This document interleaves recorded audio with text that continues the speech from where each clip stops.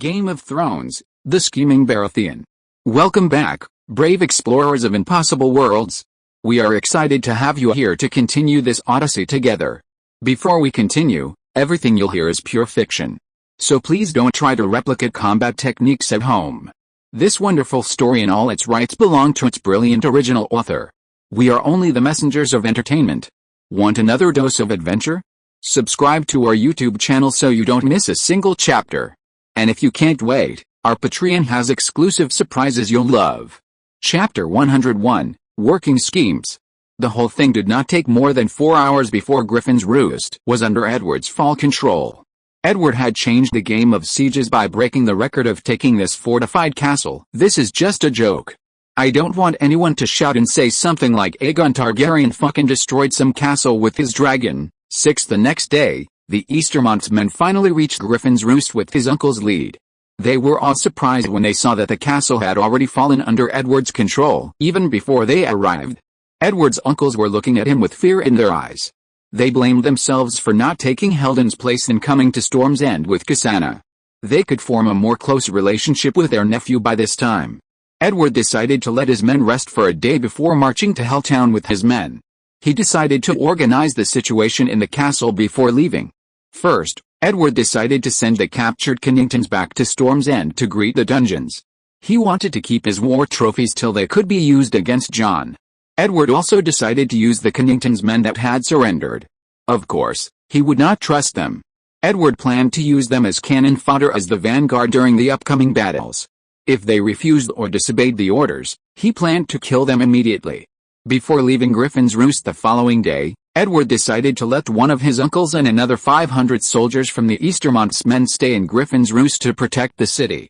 The Eastermonts brought about 1,700 men with them, so Edward saw it was fine to leave this number to protect the castle. He had already gained 4,000 men from the Kinningrans. Edward and his new 15,000 men marched in Helltown direction. Edward would meet the rest of the three groups there. He hoped they would be able to take the castles with ease. The castles did not have many men inside, 100 at most, since the lords took every man with them when they decided to gather in Summerhall before attacking Edward.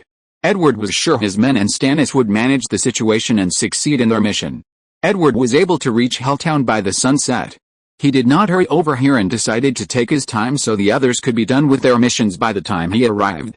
And it was as Edward had predicted. When he arrived at Helltown, he saw the three groups there. Except for Stannis' group, the others looked fine and did not have many casualties. Stannis' luck was bad. The paranoid Lord Fell left around 300 men to defend Fellwood. Although they were not a lot, they still caused about 200 deaths and more casualties in Stannis' group. Stannis was only able to take the town fast because Fellwood was not fortified well enough. The walls were not that high, and the gates could not hold the attack. The other reason was the Shadow Legion's agents, who helped Stannis behind the scenes by opening the gate and killing some archers. It was fine till this moment since the casualties were in the allowed range. The next battle was the most important at the moment. Edward had about 45,000 men in Helltown. They waited for the three lords' pitiful army to come more close.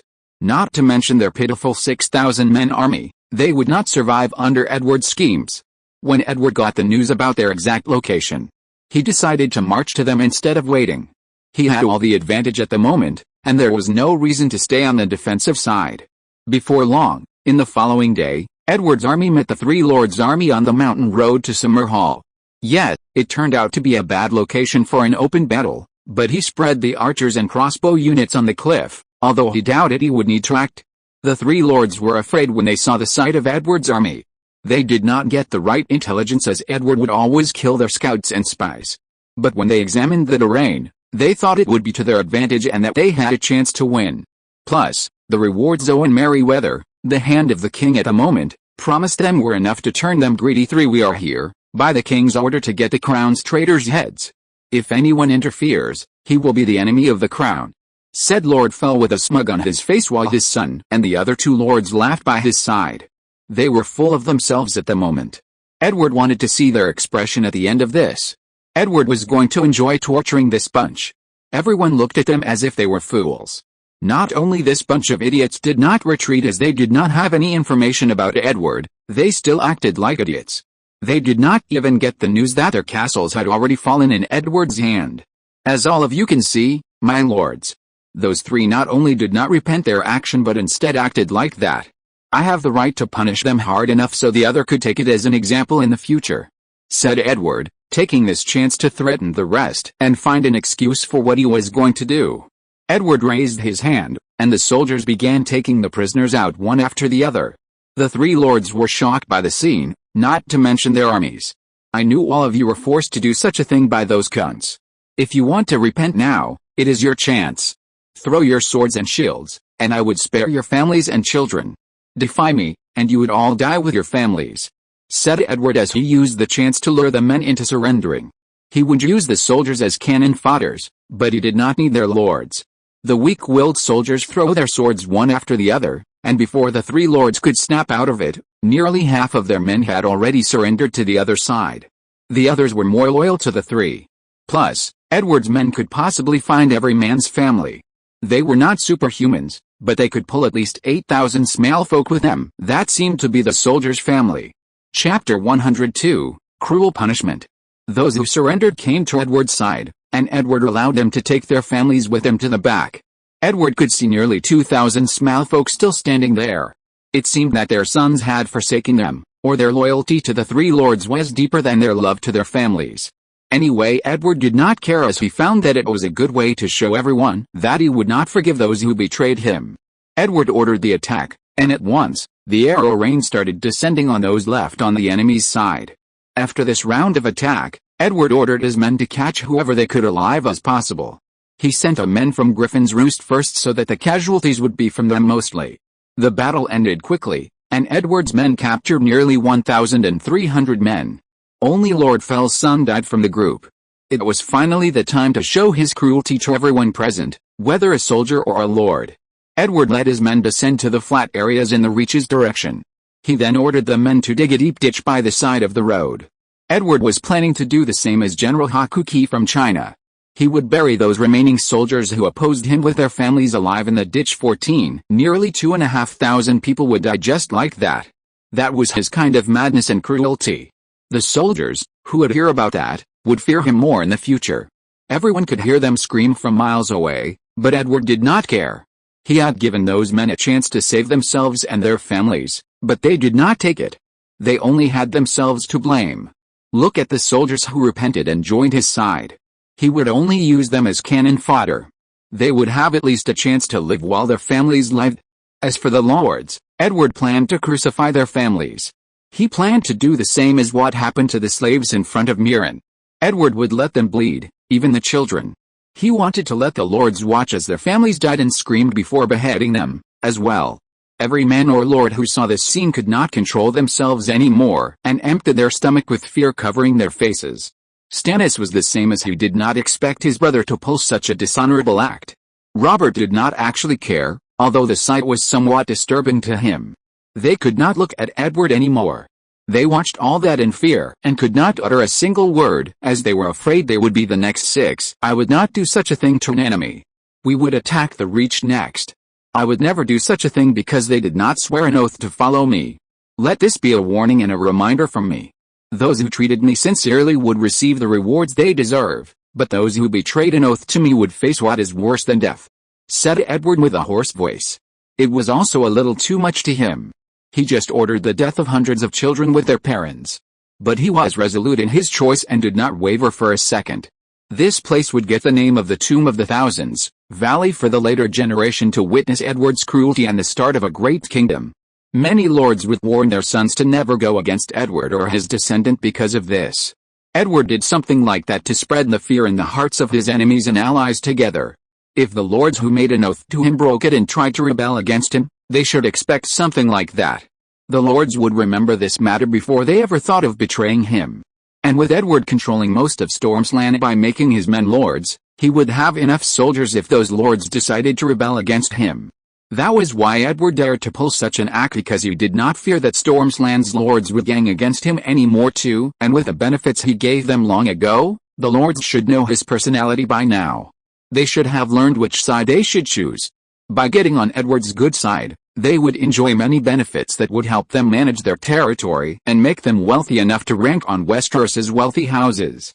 But if they chose Edward's bad side and decided to betray him and support another one, Edward would eliminate them, and their families and their heads would work as decoration on a battlefield. Edward decided to build a tower in this valley and hang the three lords' heads and their families that betrayed him on the top. This act would work as a reminder to everyone. After waiting for 2 days after this accident to let everyone's emotions calm down, Edward called everyone to the war meeting. He planned to use this chance to launch a massive attack on the Reach. He did not want them to prepare and call their bannermen. If Edward let the Reach gather its forces, he would be doomed. The Reach was the only kingdom that could gather up to 100,000 men in no time due to its wealth and huge population. The Tyrells, Hightowers, Tarly, and Redwynes alone could gather an army with the same numbers as Stormsland's whole army. That was why Edward planned to take them by surprise before they could call their bannermen and start recruiting men. When the lords and everyone entered the tent, Edward could still see the signs of fear in front of him. It was basically written on their faces. The lords did not dare to look at Edward in the eyes. Edward could only sigh after seeing this. What he did had its merits and demerits. At the moment, no lord would dare have the thought of betraying Edward, but at the same time, they would be very cautious in dealing with Edward and hide their real thoughts from him. They were afraid to follow their fellow lords and see their heads and their families hang there as well too. Edward looked at every lord and decided to lighten the mood a little. If all they felt towards him were fear without respect, he would lose the foundation he wanted to build for his kingdom. Chapter 103, Current Situation. I know what all of you are thinking, my lords. I know that all of you think that I might do the same to you as well. But as you all made an oath to follow me and not betray me when I became the Lord, I would swear an oath to all of you. You know that I take my oath seriously and never broke an oath. I swear on my honor that I would never harm you as long as you are loyal to me. I will treat your families as side branches of mine. You will all rise as long as I rise. That is my oath to you," said Edward as he bowed his head to everyone in the room. He had to gain their trust and respect again. What he did earlier was the stick, now came the carrot part. The lords raised their heads to look at Edward. They still found it hard to accept what he did earlier. Although they understood why Edward had done it, and saw the three lords' arrogant attitude with their own eyes, what Edward did was too cruel. He did not let any of the family redeem himself and killed everyone. They feared that with the first mistake they would make, they would follow those three. Lord Gillian Swan, being a little braver than the others, decided to speak and share his view with Edward. He was a little older than Edward and had some dealing with him in the past few years. "My lord, it is not that we do not understand what you did. It is just that what you did was a little cruel out there. You have the right to execute the three lords, but you should have spared their families. They would have sworn to you and marched with us. Plus, we could have used the soldiers instead of killing them in this cruel way," said Gillian as he looked to Edward. He was polite using these words here, but he managed to convey what everyone wanted to say to Edward. Edward looked at him and nodded his head. He respected this brave man for saying such words when the rest of the lords decided to lower their heads. It was a warning for everyone, and it had to be done. "We are going against a Targaryen, who ruled Westeros for nearly 3 centuries. Not to mention, we would face the armies of the Reach soon. I do not have time to care about every one of you. If any of you decided to side with the crown midway, it would cause many problems. Yet, sure, I could manage you all if I only kill 1 or 2, but this would not serve my point. Here is the first rule of my kingdom. The house that betrays our trust would get eliminated. I would not punish any of you for a trivial act. In fact, I would leave you the freedom to do anything you want as long as it did not hurt our kingdom. As for the soldiers, it was a warning for ours and a threat to the others. They would fear what we will do them from now on," said Edward in one long breath as he looked at Gillian with determined eyes. He would not regret what he did. Although he killed children in the process, Edward found it necessary to do so. Everyone raised their eyes to look at him. They found what he said was a little reasonable. Although cruel in the end, it was logical. During wartime, if the lords did something like what Edward said, that would cause many problems. When they saw Edward's determination, they decided to listen to his words. That did not mean they let go of their caution and fear, but they just decided to follow his orders and see if his words were real and if Edward would keep his oath. When Edward saw that everyone had calmed down, he nodded his head and returned to his seat again. He looked at the map on the table and then spoke to everyone. Letting this matter aside for now, let's focus on our attack on the Reach. The Reach and Westerlands under Tywin Lannister are the only kingdoms that could cause damage to us. With the Reach's wealth and population, it could gather many men to fight us. Lucky for us, the Reach's men are weak and did not train enough but just some peasants. But still, we need to catch them before they could gather their men, said Edward as he started using ink to mark the map. This time the marks are inside the circle he had drawn earlier on the Reach. The Lord seemed to understand his objectives this time. It seemed that Edward did not care about the three lords and the Kningrans' rebellion against him, and his eyes were only on the lands that he would get from the Reach and the other kingdoms. Everyone nodded their head as they listened to Edward. After everyone's emotions got stabilized a little, it was finally time to listen to Edward's plan to take the Reach. By the time we reached Summoning Hall, the Reach's army would attack us. I already got the news that Mace Tyrell led around 25,000 men on his way to Ashford with Randall Tarley. Lucky for us, they did not know the exact number of our men as I ordered to kill the spies as we move, but this information would get out sooner or later. We have to take this chance and take as much as we could from the Reach, especially before the Hightower and Redwyne send their armies. I want to take the area from Ashford to Golden Grove in that time while capturing Mace Tyrell in the process. Do you think we could do that? Said Edward with a smile. He was acting very ambitious here as he planned to eat up a third of the Reach's area, not to mention the most fertile lands. Everyone looked at the map to see the area their lord talked about and got shocked in the process.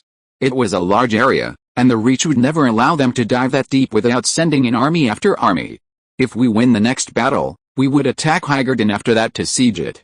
We do not want to take it down. Just pinning them down would be enough, especially after their lord took most of their soldiers. I had already called the Shadow Legion Company from Essos.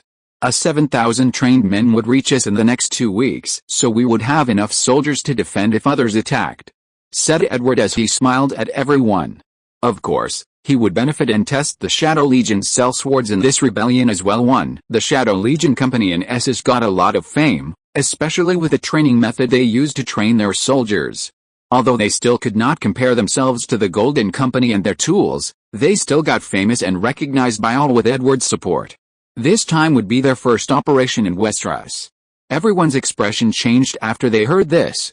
The lords knew that involving foreign forces in their fights would be bad for their reputation, and the others might use this chance to rally the people against them. Chapter 104, Ladder Strategy. That is a reckless move, Edward. Said the silent since the start, Stannis. He was getting a headache because of his brother these days. Not only did his brother kill the lords in such a cruel way, but he would attack the Reach as well without leaving many soldiers to protect Stormsland. At the moment, Edward was calling Shadow Legion Company as well. Don't worry, Stannis. They would not be involved in the fights. I have the responsibility to protect our lands as well. We took most of our men here, and we don't have enough men to protect Stormsland at the moment so that those men would protect the lands for us. I stationed 1,000 near Storm's End. Another 3 in Kingswood while the other 3 would go to Summerhall to protect it in case Dorne sided with the Iron Throne, said Edward as he put the wooden pieces that represented the Shadow Legion Company in 3 places. Stannis did not look calm after hearing what his brother said. He could not trust those filthy mercenaries and could not bring himself to calm down. He thought that they might cause trouble in Stormsland instead. When Edward looked at him, he could only shake his head. How could he tell Stannis that the Shadow Legion Company was actually his men? Plus, with the way Robb Stone disciplined them, there was no way they would dare do something like that. I would meet Mace Tyrell in his army with 20,000 men. Robert would ride with me on that. Uncle Heldon, you would go back to Storm's End and act as the Castellan and send Lance back here. He is needed more. When we reach Summoning Hall, and the Dornish March's lords join us, we would have nearly 54,000 men. Stannis, Robin, Benjamin, and Brown would each take 5,000 men and take down Grassy Vale, Tumbleton, Bitterbridge, and Longtable, respectively. Flip would take 14,000 men and take down Golden Grove. You would stay there and defend it against any Lannister's attack after taking it. Elbert and Lance would join me in the battle against Mace Tyrell, said Edward, getting a nod from anyone. No one could match Edward in strategy amongst them, so they would not voice their concern. Only Stannis looked uncertain. He knew his brother's excellence and all, but he did not understand why Edward would divide his men like that. If he could use the Who army, He would crush the Reach's army with ease. Edward knew this problem as well. He was going to face Randyll Tarly soon, but he could only do something like that. Due to his actions, he had solved Stormsland's problems, which meant that Owen Merryweather's plans had failed and Aerys would replace him soon. The cunt, John, would hear about what happened to his house sooner or later and would launch his attack at once when he got appointed as the Hand. He had to end his battle in the Reach as soon as he could. That was the reason he divided his men to attack 6 places at the same time. He would take the other locations by surprise while he defeated Mace Tyrell and Randyll Tarly in Ashford, taking it in the process. He estimated that he had about 2 months maximum before Aerys began to act and appoint John as the Hand. Till this moment, Edward was only attacking the Reach, which did not affect Aerys much, so Aerys did not take the rebellion seriously. Due to Edward's interference, some events did not happen. Lyanna did not like Rhaegar, and so she did not spend much time in Harrenhal with him, but instead decided to travel to Riverrun after 10 days of the tourney, since she wanted to spend some time in the city. Her brother Brandon left for Riverrun after Edward punched Rhaegar to spend time with his betrothed. Lysa Arryn did not have time to sleep with Littlefinger and carry his baby. Since Brandon did not go to King's Landing, Rickard Stark took a month to reach King's Landing and another week for his trial. The assassination of Brandon and the group took place a month later. King Aerys's orders were sent another week later to Jon Arryn, and 3 weeks had passed since then. After estimating the time, all Edward could do is nod his head to Stannis to ask him to trust his brother. He did not have much time for hesitation. After they finished their discussion, Edward led everyone to march to Summoning Hall, from where they would launch their attack on the Reach. It took only 2 days to reach the castle, where they met Lord Dondarrion and Lord Caron. The two had been guarding the castle since the time they received Stannis's letter. After discussing the plan with the two, it was finally time to execute the plan. Edward decided to wait for a week till Lance came back from Storm's End. Lance was the best horse rider he had, so he needed him to lead cavalry who were much needed to execute his plans. After Lance came back from Storm's End, Edward started to move. He led Robert, Lance, Elbert, and 20,000 men to Ashford. It took them another 3 days to reach the town. Edward decided to choose the location of the battle. Since the Reach was all flat land, there was not much terrain to use. So Edward asked his men to rest before organizing themselves. It did not take long before the Reach's army reached their location there. They were 27,000 men with Mace Tyrell and Randyll Tarly as the leaders. Mace was an idiot, and Edward did not put him in his eyes. But Randyll was on another level. Although everyone said that he was on Tywin's level, Edward doubted that. He saw that Tywin was better than Randyll, but not that much. Seeing that Edward's army had rested, he decided to build his fortifications and organize his army as well. Edward looked at the Reach's army and asked his men to prepare the war tent. They would need to discuss the final details of the war before attacking. Soon, the two armies started marching against each other. Edward decided to use the latter tactic. The cavalry would maneuver, and they all would shift their location to attack from the left wing after the armies started marching, while the right wing, under the leadership of Elbert, would retreat a little by little. The center would advance but at a slower rate than the left. This tactic would allow the left wing of Edward's army to battle with the right wing of the Reach's army. And using the cavalry, war chariots, and elite troops in the left wing, they would manage to create a hole in the Reach's right wing's formation. By the time the left wing of the Reach's army finally reached Edward's right wing, Edward's left wing and center would have already surrounded the center of the Reach's army. The headquarters of the Reach would have fallen in their hands before any heavy damage happened. Not seeing such a tactic before, Randyll Tarly could only tell his horsemen to follow Edwards. He wanted to stop them before they executed their plan. His plan could have worked if he asked his center to advance a little more than the right wing. He would have managed to trap Edward's cavalry by doing so. But unfortunately for him, Edward had war chariots that would cut a horse's legs when they passed through. Although the war chariots were not of much use in Stormsland because of the bad terrain, they were the best killers in the Reach. Chapter 105, Battle of Ashford. Even Randyll Tarly could not do anything facing these tactics and the war tools, and soon the Reach's army started to show signs of defeat. After the continuous killing for nearly 2 hours, Edward's left wing managed to pierce the Reach's army's center and surrounded the headquarters from the back. Seeing the situation in front of him, Randyll knew that they had lost this battle. Using his long experience, he ordered the army to retreat at once. The important thing here was to retreat with a large portion of their men and escort his lord, Mace Tyrell, back. He could not allow Mace to fall in the enemy's hand. Randyll thought that with a Reach's capability, they could raise another army fast enough to counterattack. He had underestimated the young Lord Baratheon. He had believed that Edward was just a young man with an arrogant attitude. But after seeing Edward's army and the new tactics that he used in battle, he would be cautious from this moment forward. Although Randyll had this idea, which indicated his rational thinking, his plan would never work due to two reasons. The first was because Edward thought of this possibility before the battle. How could Edward ignore the ability of an experienced commander like Randyll Tarly? He knew that once Randyll saw the center fall apart, he would think of retreating and regrouping the rest of the army. So Edward thought ahead of the man and prepared a pursuit unit consisted of 500 men hiding in the bushes behind the enemy's line. They were experienced horse raiders and among the best archers in the army. So once they saw Randyll and Mace retreating, they would attack them and capture the two commanders at once. The second reason was Mace's stupidity. He did not figure until this point that he fucked up, and his whole army was divided into different trap units. Edward's army had already trapped most of the Reach's right wing and part of the center, while their left wing had just started engaging Edward's right wing not long ago. And with Albert as the commander of the right wing, Edward did not worry much. "We have to retreat, my lord. The center got breached, and we would not be able to hold them," said Randyll as he looked at the situation around him. He wanted to preserve as many men as he could. They still had the left wing intact, and with the remaining soldiers, they could retreat with 12,000 men. "No, do not you see that we are winning? We pushed their center and right wing way back," said the idiot, Mace Tyrell.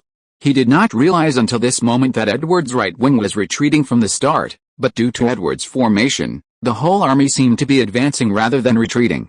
"We do not have time, my lord. They will arrive here soon. We must retreat immediately," said Randyll with a change in expression. He could not believe his ears. How could this idiot and attention-seeker not see the situation in front of him? Edward's horsemen and war chariots would reach their headquarters soon. The reason why Randyll Tarly did not lead the attack himself was because he wanted to test his enemy at first. He did the same when Robert was the one who led the attack in the other timeline. When he saw that they were winning, he led the horsemen himself and harvested many lives. But the situation was different at the moment. With Edward leading the attack and using many trump cards, the Reach's defeat in this battle was inevitable. So he decided to retreat rather than attack with his men. "I told you we are winning. Are you blind or something?" questioned the idiotic Tyrell as he looked at Randyll as if he was an idiot. How could he not see that they were winning and ask him to retreat? Before Randyll could persuade Mace any longer, the war chariots and arrow launchers breached their fortification, followed by the rest of the horse riders. The men's screams could be heard from around the place. Shouts of agony could be heard here and there throughout the camp. Blood was decorating the battlefield while human parts could be seen around it. Edward's men were killing everything they saw. They would not stop and ask these people to surrender as this was war, and Edward would not go easy on them. After seeing this scene, the idiot finally realized that he was scrawled. He did not believe that those men could defeat the center and reach this point this easily. After seeing that he pushed Edward's army back, he believed that he made a great achievement. But at the moment, all he could think of was running. Yet, running and not retreating. He pushed his horse, making it run fast, leaving everyone behind. After seeing Mace running like that, Randyll could only shake his head and ask the army to retreat before he started organizing what was left in the center to retreat with him. Randyll was an experienced commander and knew well enough that they needed those men if Edward's army decided to pursue them. After he gave the order, he took who left from the knights around him and followed Mace. He wanted to save the idiot before he got attacked and got captured. But it was too late.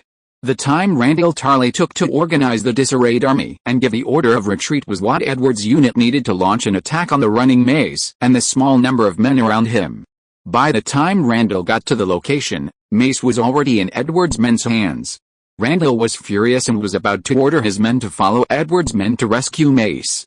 But before he could do so, Edward's army came from the back. It was a pincer attack, and soon the knights and men started to fall one after another. Very soon, only Randyll Tarly and a few others were the only ones alive. They were still holding their swords. But after seeing the scene around them, they soon realized that there was no way out of this. So most of them decided to throw their swords to surrender one after another till Randall was the only one holding a sword. Robert and Lance were among the group who attacked Randall and his unit. Listening to his lord's words, Lance ordered his men to stop the attack to let Robert take Randall down himself. Edward had told him to let Robert show off a little since that would help him raise the people's expectations when he became the king. It did not take long before Robert and Randall started their duel. Lance decided to stay there if anything unexpected happened during the fight, but he asked one of his men to send the message to Edward, saying that they were done here, and they captured Mace Tyrell in the process of taking down Randall Tarley. After the man disappeared, Lance's attention returned to the fight in front of him. Although Randall was a good fighter, it was not his strongest fort. He was a great commander and a good swordsman. But Randall was not Robert's opponent in a melee fight, to begin with, so he was sure going to lose. Lance could see that Robert would win soon. He was only worried about Randall's Valyrian steel sword.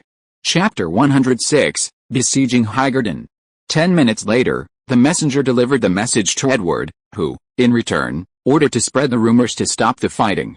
Although his army was more trained and with his tactics, he was sure he would win with low casualties. It was better to stop the battle at this point, since Edward wanted to prevent any unnecessary losses to his army. Due to the army's perfect organization, it did not take long for the news to reach both fighting sides.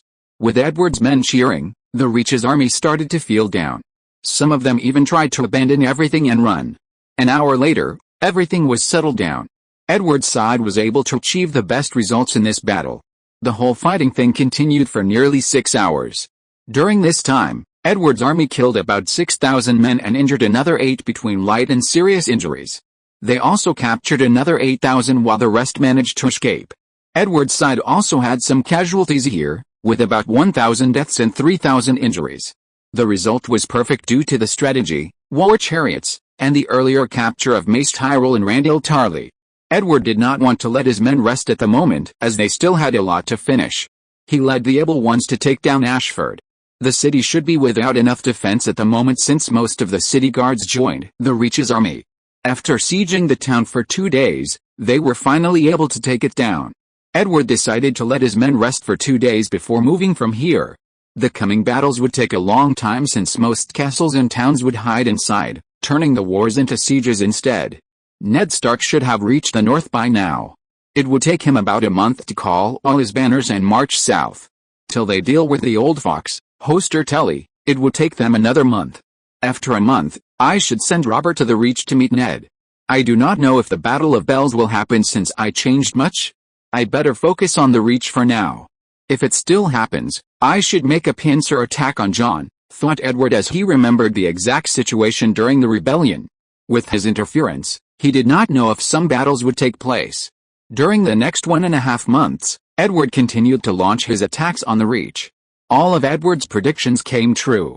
Ned took only a month to gather his bannermen and reach the Twins, where the old fox, Hoster Tully, only allowed Ned to pass after he agreed to marry Catelyn Tully and Jon Arryn to marry Lysa Arryn. The old fox wanted to use this situation to his side. He even wanted to wed his daughter Lysa to Edward after hearing about what he did in the Reach. Edward only sent him simple sentences. The exact content of the letter was like this. Fuck off. I dare you to send something like that to me again. I would discard everything and march to Riverrun and kill you and all your family. Edward had hated this man. Yet, the old fox was using his mind well enough to form relationships with other houses, but he was way too shameless, even more than Tywin ate when Hoster received Edward's letter. He was angry by the brat's arrogant attitude, but he was afraid at the same time. In the last month, every house in Westeros had heard of what Edward did in the Reach, and since Hoster Tully could master a powerful army like the Reach, he could shut up and eat up the insult. He decided to marry his daughter Lysa to Jon Arryn instead.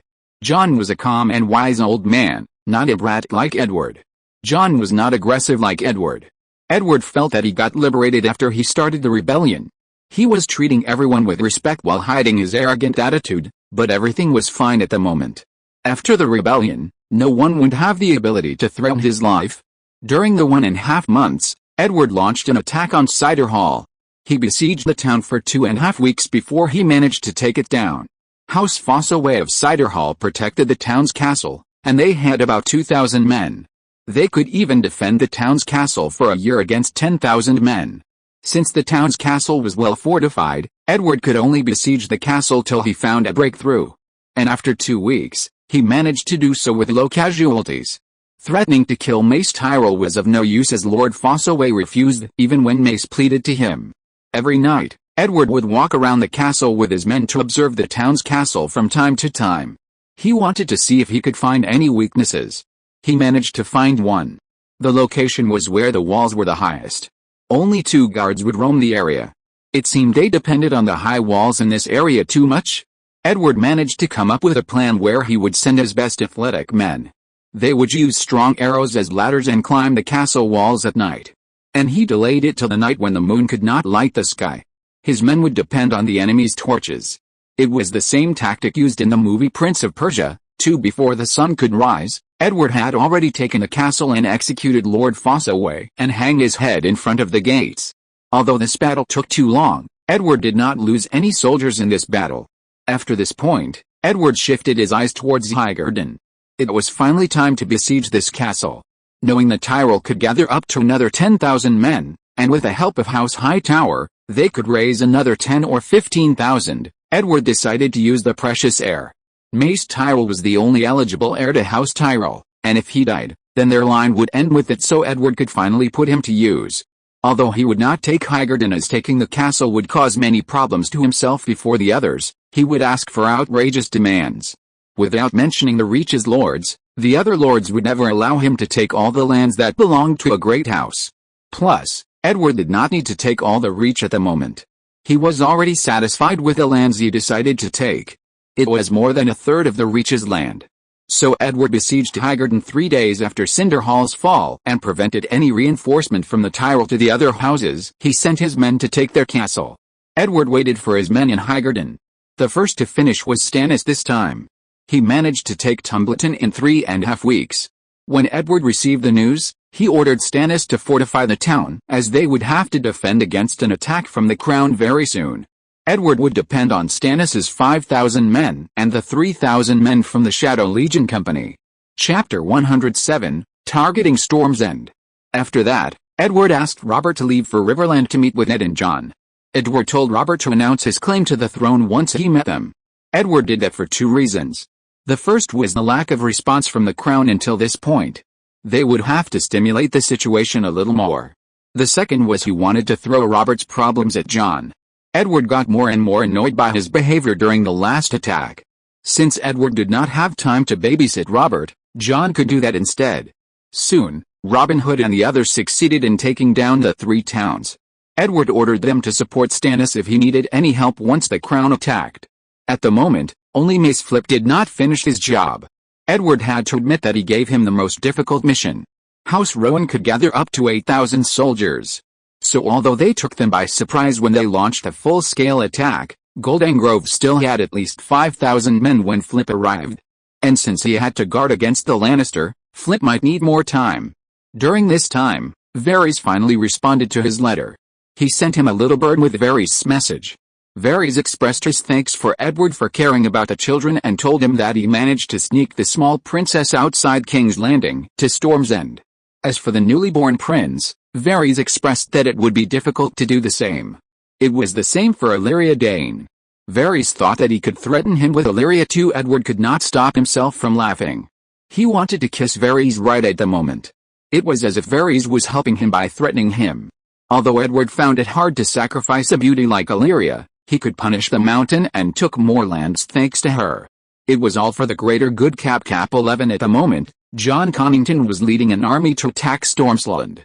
It seemed King Aerys could not hold it anymore and exiled Owen for being a good-for-nothing and appointed the young Jon to take his place. What Edward had done to House Connington and the other 3 houses had already spread around Westeros, garnering many fears and dissatisfaction from the other lords due to Edward's ruthlessness. Being the most involved in this case, Jon, who was mad and wished nothing more skinning Edward alive, gathered about 10,000 soldiers from Crown Lands and decided to attack Stormsland. He thought that since Edward was attacking the Reach with his full army, Storm's End would be empty at the moment. Jon decided to use his little head of his and thought in his heart that since Edward was attacking the Reach right at that moment, he would attack Storm's End and do the same thing that Edward did to him. Jon was a little crafty here. But he did not think that Edward hired a Shadow Legion company and positioned them in the Kingswood. Since the Shadow Legion company was originally an assassination organization, they excelled in making traps. So all the King's Road through King's Road got turned into a large trapped cage. Although Edward wanted to catch John after hearing what he was planning to do, he still resisted the urge to attack recklessly. He was at war, and he should act rationally.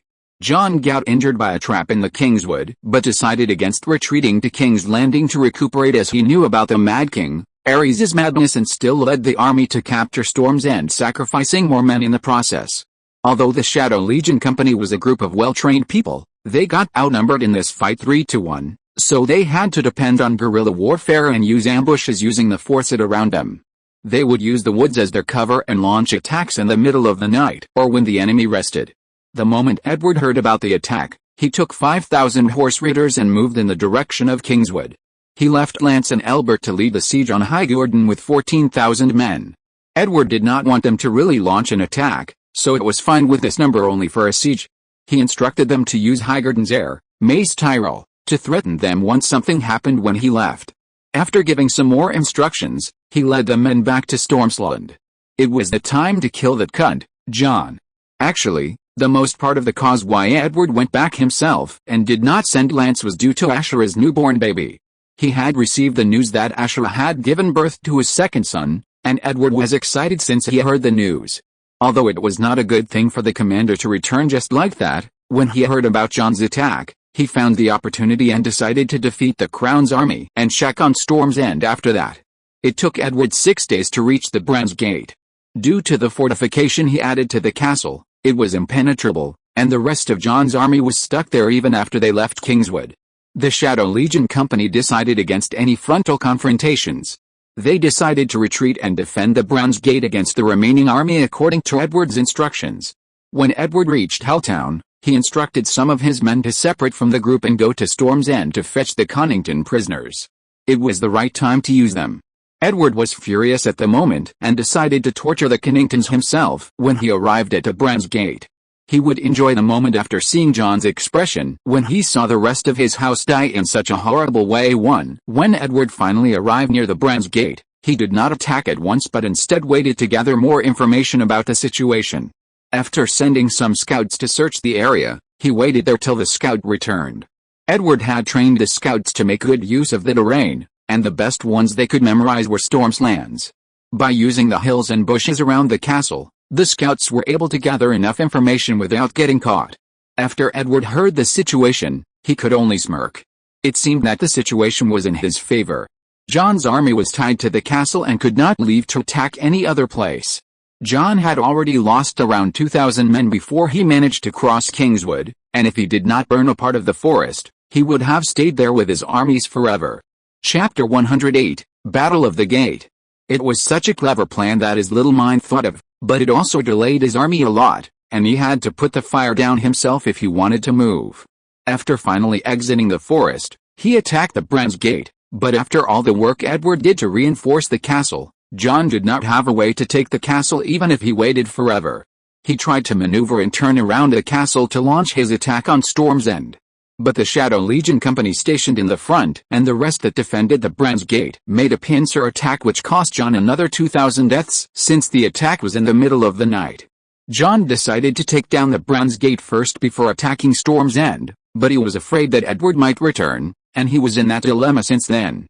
After reading the report given to him by the Shadow Legion and the scouts, Edward had the right to smirk as John was already trapped there.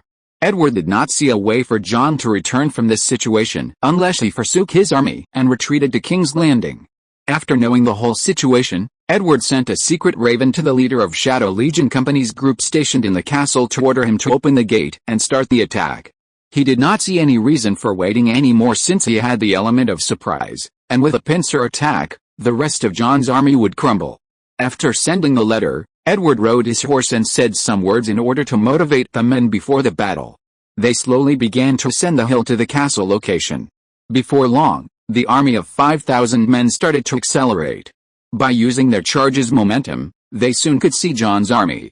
The enemy was surprised by the attack, and before they could prepare to receive the enemy from the back, the castle's gates opened, and the men started to attack as well. It did not take long before John could notice that he was in a disadvantageous situation, and he had to retreat in order to regroup his scattered men.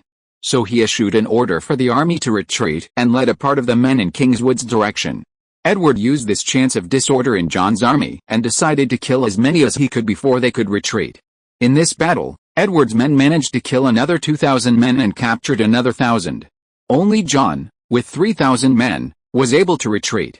Edward doubted that the idiot would try again without recruiting more men. Edward did not have a chance to use the prisoners in this battle, as they would still need some time to reach their location, and Edward saw that he could not waste his chance to take the enemy by surprise. Edward even did not get to see or face John face to face. The coward ordered the retreat the moment he saw the situation was not in his favor. Edward wanted his men to rest, and a fight in Kingswood would lead to many casualties from both sides, so he could only send the remaining Shadow Legion company after they took some rest. They did not have many casualties during this battle since John ordered the retreat before any real fight took place. The 3,000 Shadow Legion company had 400 died in the last confrontations and many injuries. Edward would have to compensate them a lot for their sacrifices. This battle would get recorded as the Battle of the Gate, for 3 days later. After he received the report, he could only sigh. The Comte John had finally retreated to King's Landing after getting ambushed again and again in Kingswood. It seemed that King Aerys was furious because of John's incompetence and was about to exile him when the Mad King Aerys received news from the other side of the map. Robert finally announced his claim to the Iron Throne after meeting Ned and the North's army in the Riverland. The Mad King could not take such humiliation and ordered John to fix this and gave him the last chance to redeem himself by giving him Robert's head. John, who was afraid for his life, gathered another army and headed north. Edward did not know what he was thinking by doing this. Was not he afraid that Edward might march north and take King's Landing, that he was leaving defenseless? What an idiot. Edward decided to play another trick on them and ordered 1,000 horse riders to siege King's Landing after John left with the army. He just wanted to see the king's reaction. Edward ordered them to return once they saw any army or retaliation around the area. After arranging the situation, Edward made his way back to Storm's End. It was the time to check on his newborn son. Plus, he had to clarify what he did to Ashera, so she could only resent the Lannister after the war and not him. He would tell her about the agreement he made with Robert and the rest, shifting the blame to the Lannister. Edward also wanted to discuss something with Bruce, who had informed him that he had completed his job with flying colors. The man took full control of the royal fleet and rendered them useless for any future naval fight. Edward wanted him to attack Dorne from the Sea of Dorne. If Dorne still sent men the same as the original, Edward wanted Bruce to use his marines and part of the army to take 2 towns from Dorne. He set his eyes to take well to control the Boneway. When Edward reached Storm's End, he could finally see that his mother, Cassandra, had left her room. She still looked depressed, but she knew that Edward and her other sons took revenge against the Targaryens for their brother. Cassandra could only support them at the moment since Cassan resented the Targaryen more than anyone at the moment. She found it hard to continue living after her husband and son's deaths, but she had to take care of her newborn grandson. "It is great to see you, Mother. I hope you are fine now," said Edward with batting an eye. He was the reason for most of this woman's misery, but he did not care. Better alive than dead, right? He could have left her to die with Stefan, could she? Cassandra could only smile after seeing Edward and could only cry after hugging him. She was afraid that she would lose another son. But Edward was exceptional and was able to turn the situation times and times again. She thought that the cruel things Edward did back then to the other houses who betrayed him were because he grieved his brother and wanted to avenge him, and that was the only way to vent down his frustration. "Oh, pure Cassandra. Calm down, Mother. It is all good now. I still wanted to take care of Raymond and little Axel," said Edward as he smiled at his mother. He was distracting her with his sons. Yet, he had decided to name his second son Axel Baratheon. If you are listening to this novel on a channel other than Fanfic World, it means it was downloaded and re-uploaded without effort. We warmly invite you to visit our channel, Fanfic World. There you will find the original version of this story and many other novels of various genres. We look forward to seeing you dive into a world of incredible novels. Chapter 109, Deceiving Ashera. Cassandra nodded her head. She still could not get rid of her sorrows for her lost son. Edward decided to take it easy with her and let her enjoy it a little more before her other sons died as well.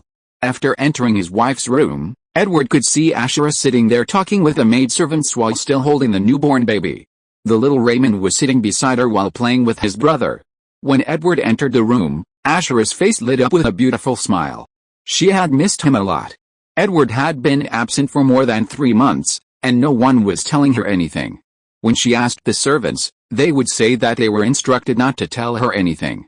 The orders came from Edward himself. "My love, it had been a while. Where were you hiding all that time?" said Ashura with a smile on her face. She wanted to eat him up at the moment, but she could not at the moment. "Leave," ordered Edward as he looked at the servants. The servant nodded their heads and left one after the other till Ashura and Edward and their 2 sons were the only ones in the room. Seeing how Edward turned serious at the moment, Ashura turned serious too. She had a hunch that something bad might have happened to Edward when he did not visit her for the last few months. After seeing the look on Ashura's eyes, Edward could only sigh. It was finally the time to change Ashura's playful attitude. Edward wondered how his little experiment's results would be. He wished that Ashura could handle the next few hardships. "I ordered everyone to hide the information from you because I did not want anything to affect our son," said Edward as he came close to Ashura. He wanted to have a close look at his newly born son. "What happened, Edward?" asked Ashura as she got a bad promotion. "Do you remember my plans?" asked Edward while holding the hands of the little Axel. Ashura nodded her head furiously and had a thought in her mind. Edward had started his plans without telling her. She got a little mad here as Edward's decision might affect the Danes since they were his in-laws. Not to mention the bad effect of Edward's rebellion on the relationship between her and Elia, her brother and sister might get complicated in the process.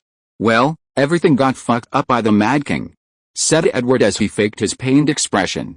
Edward was getting good at this. He played with people's feelings well enough to fake any emotion at any moment. "What do you mean?" asked Ashura as she looked at Edward with a complicated expression. "Did the Mad King do something to her family? Not only did Rhaegar discard your friend Elia, but he also kidnapped Robert's betrothed, your friend, Lyanna Stark. The king burned Lord Stark alive after the man asked for an explanation. After a month, he assassinated Brandon Stark, Albert Arryn, and my brother, Renly. He burned them alive as well," explained Edward with a heavy heart. The only thing that pained him a little was killing Brandon, as he was getting along very well with the man. So he looked more convincing in explaining this face. "What?" said Ashura in surprise after hearing Edward's words. What the hell happened in the world in the past 6 months for all this to happen? She got the shock of her life after knowing the whole situation. "Well, that happened 3 months ago. Now, we are on an open rebellion against the crown who wanted my head, Robert's, and Ned's. I had already solidified my rule over Storm's Land and took nearly a third of the Reach. Plus, I just defeated the crown in the Battle of the Gate before I returned to see you," explained Edward as he looked at her face and smiled. He could see that she was going to ask the famous question at any moment soon. "What about my sister? Where are Illyria and Elia at the moment?" asked Ashura as she looked at Edward worriedly. She had heard that Rhaegar had sent Elia and her sister to Dragonstone, but she wanted to make sure they were safe. The king took Elia and her children hostages in King's Landing to make sure that Dorne helps the crown. "Your sister is with them, but don't worry.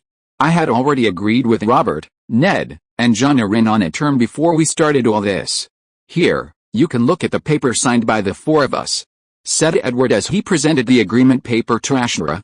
He did that in order to show her that he did all he could to save her sister and her friend. After reading the paper's content and seeing the 4 people's signatures, she gave Edward a smile from her heart. Although she was still worried as nothing was guaranteed at this point, she saw that Edward did not forget about her little requests from back then and even prepared to save them all in advance. Poor Ashura, she would be heartbroken soon. "Actually, I am working on getting them all out at the moment. I should have saved your friend's daughter and swapped her with a normal child. She should arrive at Storm's End any time soon.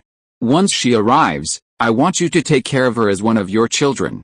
I am trying to get the boy and Illyria next. Pray for the 7 to help me," said Edward with a smile, getting another smile from Ashura. She was impressed by how much Edward worked to achieve her little requests, that she thought something was wrong.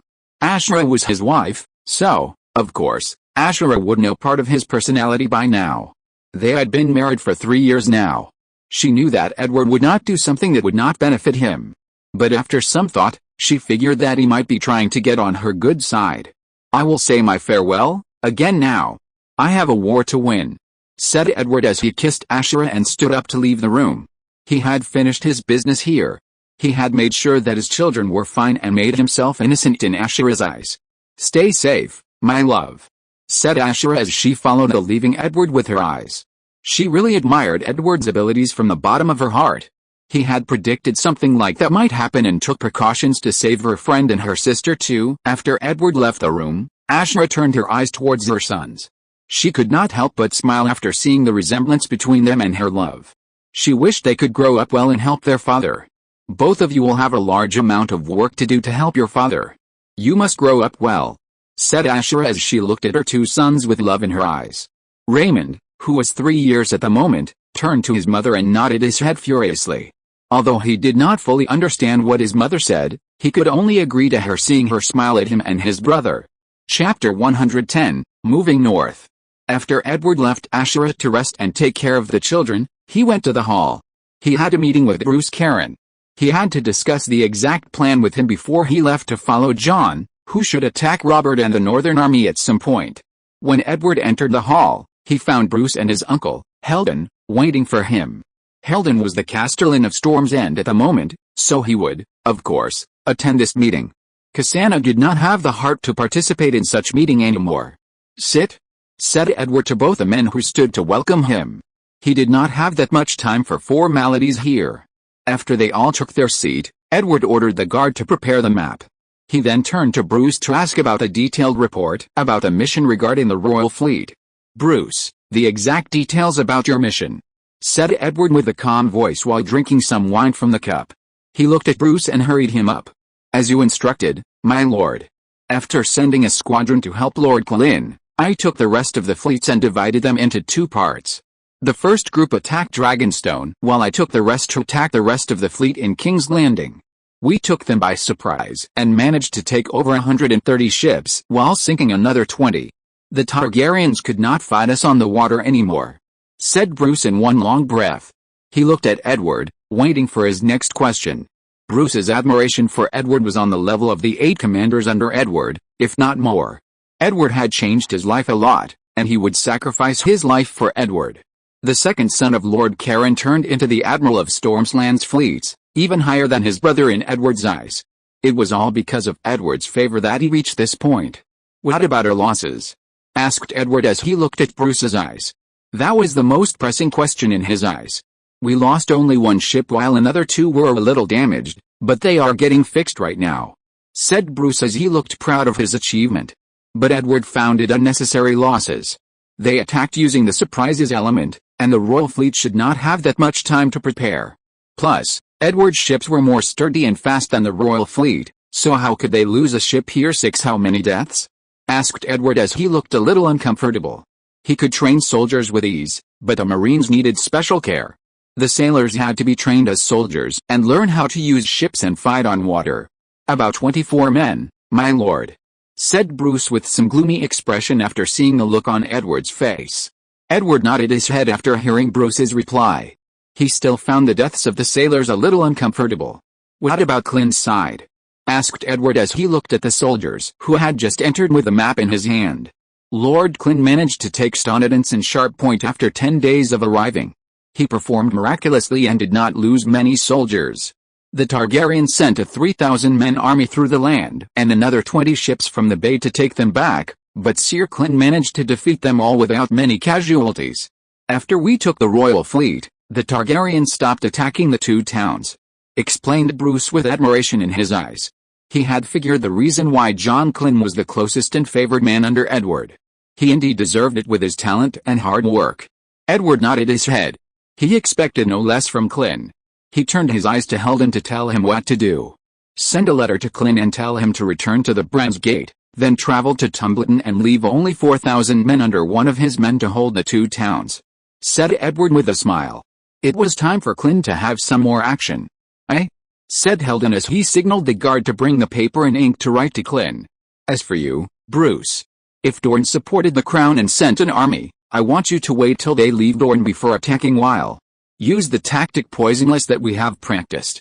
I will send Stannis to take down Kingsgrave as well. said Edward as he pointed at the two castles on the map. Getting a nod from Bruce, Edward turned to Heldon to tell him his last command. In 2 days, a Targaryen girl would reach Storm's End. I want you to take her secretly without anyone knowing and hide her in Ashera's room, am I clear? Said Edward with a threatening look as he looked at Heldon. He would not accept any mistake in his plans, even from his uncle. Rhaenys was a critical chess piece in his overall plan. Heldon nodded his head with a serious expression after seeing Edward's look. He had to perform this mission without mistake and make sure that he would not screw things up. It is time for me to go. Send a message to Stannis, Benjamin, Robin, Brown, and Flip to only leave 2,000 men in the towns and send someone to take over. Tell them to meet me in Tumbleton. We are marching north, said Edward as he looked at Heldon. It was finally time to end this war. He did not want to waste much time. He already took 2 of the 3 pieces of land that he wanted. The third one would depend on Dorne's choice. After that, Edward took his men and left Storm's End, heading to Helltown. From there, he would travel to Tumbleton. After all the men reached the place, he would march north and make a pincer attack against Jon. Meanwhile, Jon, who was having it hard those days, had just managed to gather another 10,000 men from Crownland and prepared to attack Riverland before they could complete the marriage ceremonies between the 3 houses. That was his only way to redeem himself. After taking Aerys's permission, he marched with the 10,000 men north after warning the small council about Edward's possible attack on King's Landing. After Edward's little farce of sending 1,000 horse ridders to play with the hearts of the people in King's Landing, everyone did not take him seriously. They thought that he was immersed in attacking the Reach, that he did not have time to attack King's Landing. At Riverrun, Robert had already made his way to the castle. It had been a long way. He had left his brother Moten a month ago and made his way to this place. It took him all this time because he got stopped many times on the roads by the Targaryen's patrol soldiers. He had to hide and take turns from time to time till he reached Riverrun 1. When he reached Riverrun, he was greeted by everyone, especially the old fox, Hoster Tully. After Robert told them Edward's plans of sending him here, Jon and the rest nodded their heads. They knew that Edward attracted much attention down south to help them move with the plans, so they had to take this chance.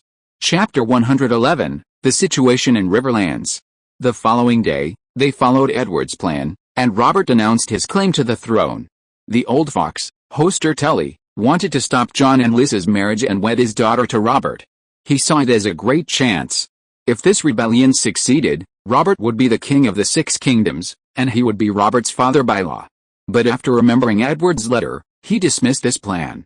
He could not afford to anger Edward and Jon for this plan too. Edward's movements down in the south had reached him. He knew what Edward did to the houses that rebelled against him, and every time he remembered it, he would shudder from fear. He did not know why Edward had such a negative opinion about his house.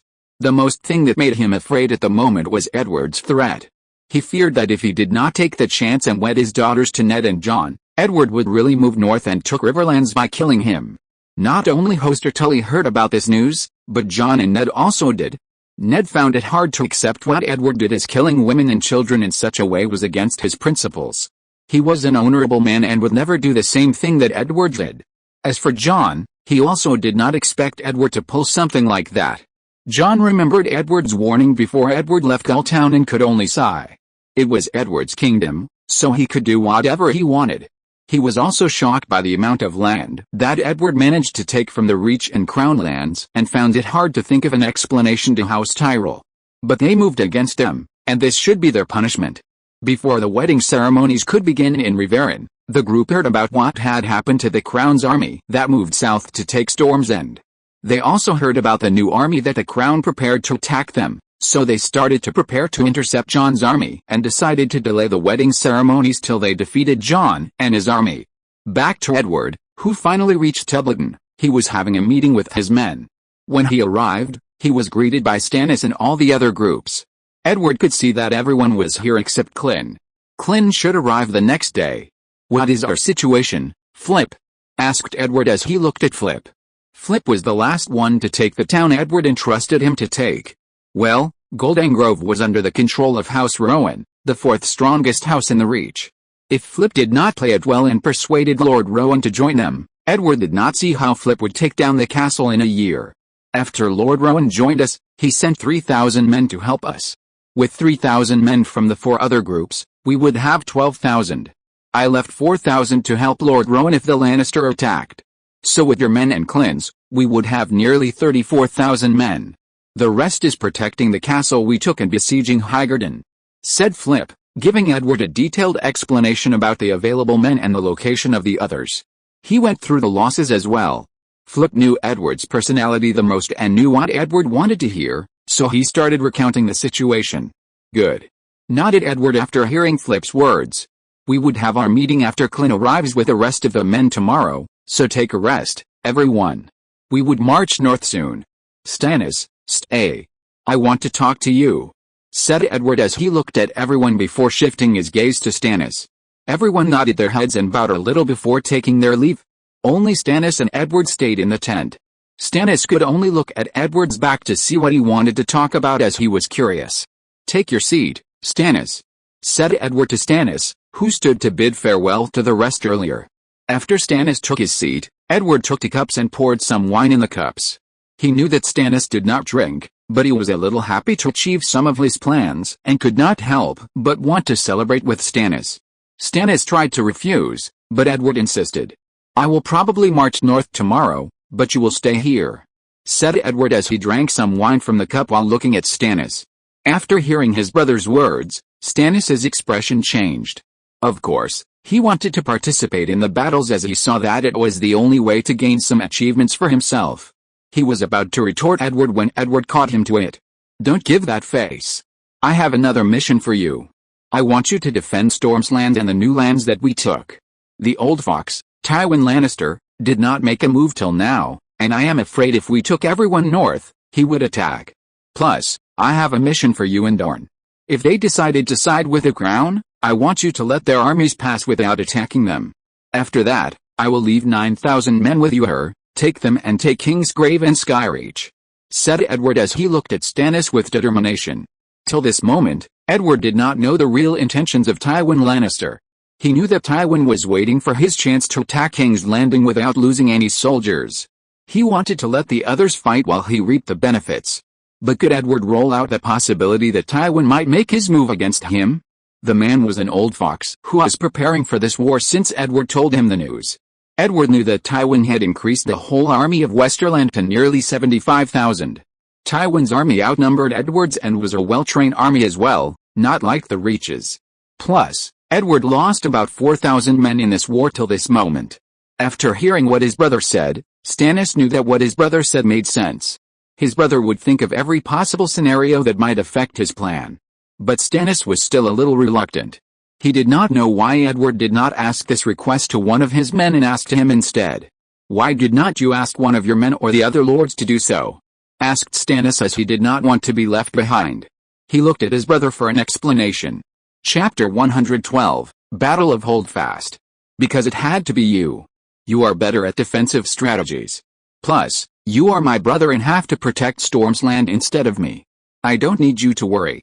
In fact, I am giving you the field to show your talents. You are going to lead the whole situation if you stayed here. Plus, I am sure that Dorne would listen to Aerys' orders and send an army. You will have your chance to attack them. You will also have the ability to defend against the old fox, Tywin Lannister, if he attacked, and will supervise the siege of Highgarden," said Edward, trying to show Stannis the benefits of staying here in Storm's Land. Edward was not lying. He was giving Stannis the chance to perform so that Robert would give him Dragonstone after he became the king. After hearing his brother's words, Stannis could see the logic behind them and decided to follow his brother's arrangement. Edward started telling him with all he needed to know.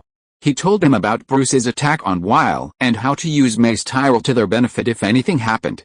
He also told Stannis to depend on Lance and Elbert, who were supervising the siege at the moment. Later that night, Edward got the news that Jon's army took action and moved in Riverland's direction. Edward had come prepared this time and took the Connington prisoners with him. He wanted to see Jon's tortured expression when he killed the member of his house in front of him. Edward even thought of not killing Jon for the moment and only taking him as a prisoner and using him against Rhaegar when the final fight began. With this, he could weaken Rhaegar's followers' trust in him when he let his man die just like that. The next day, Jon Clyn arrived somewhat late, and Edward decided to rest for another day before marching north. He had a private talk with Clint and the others about their experience in the previous battles. Those people's names would be recorded in the history of Westeros. When the sun rose in the sky the next day, Edward and 25,000 men made their move and took their way north. Their target was Riverlands. Edward wanted to perform a small operation, at first, as he could hide his tracks while moving, but decided otherwise. It was best to end this situation as fast as possible. Edward did not want to lose more men in a prolonged war. Meanwhile, Riverland was busy with the war preparations.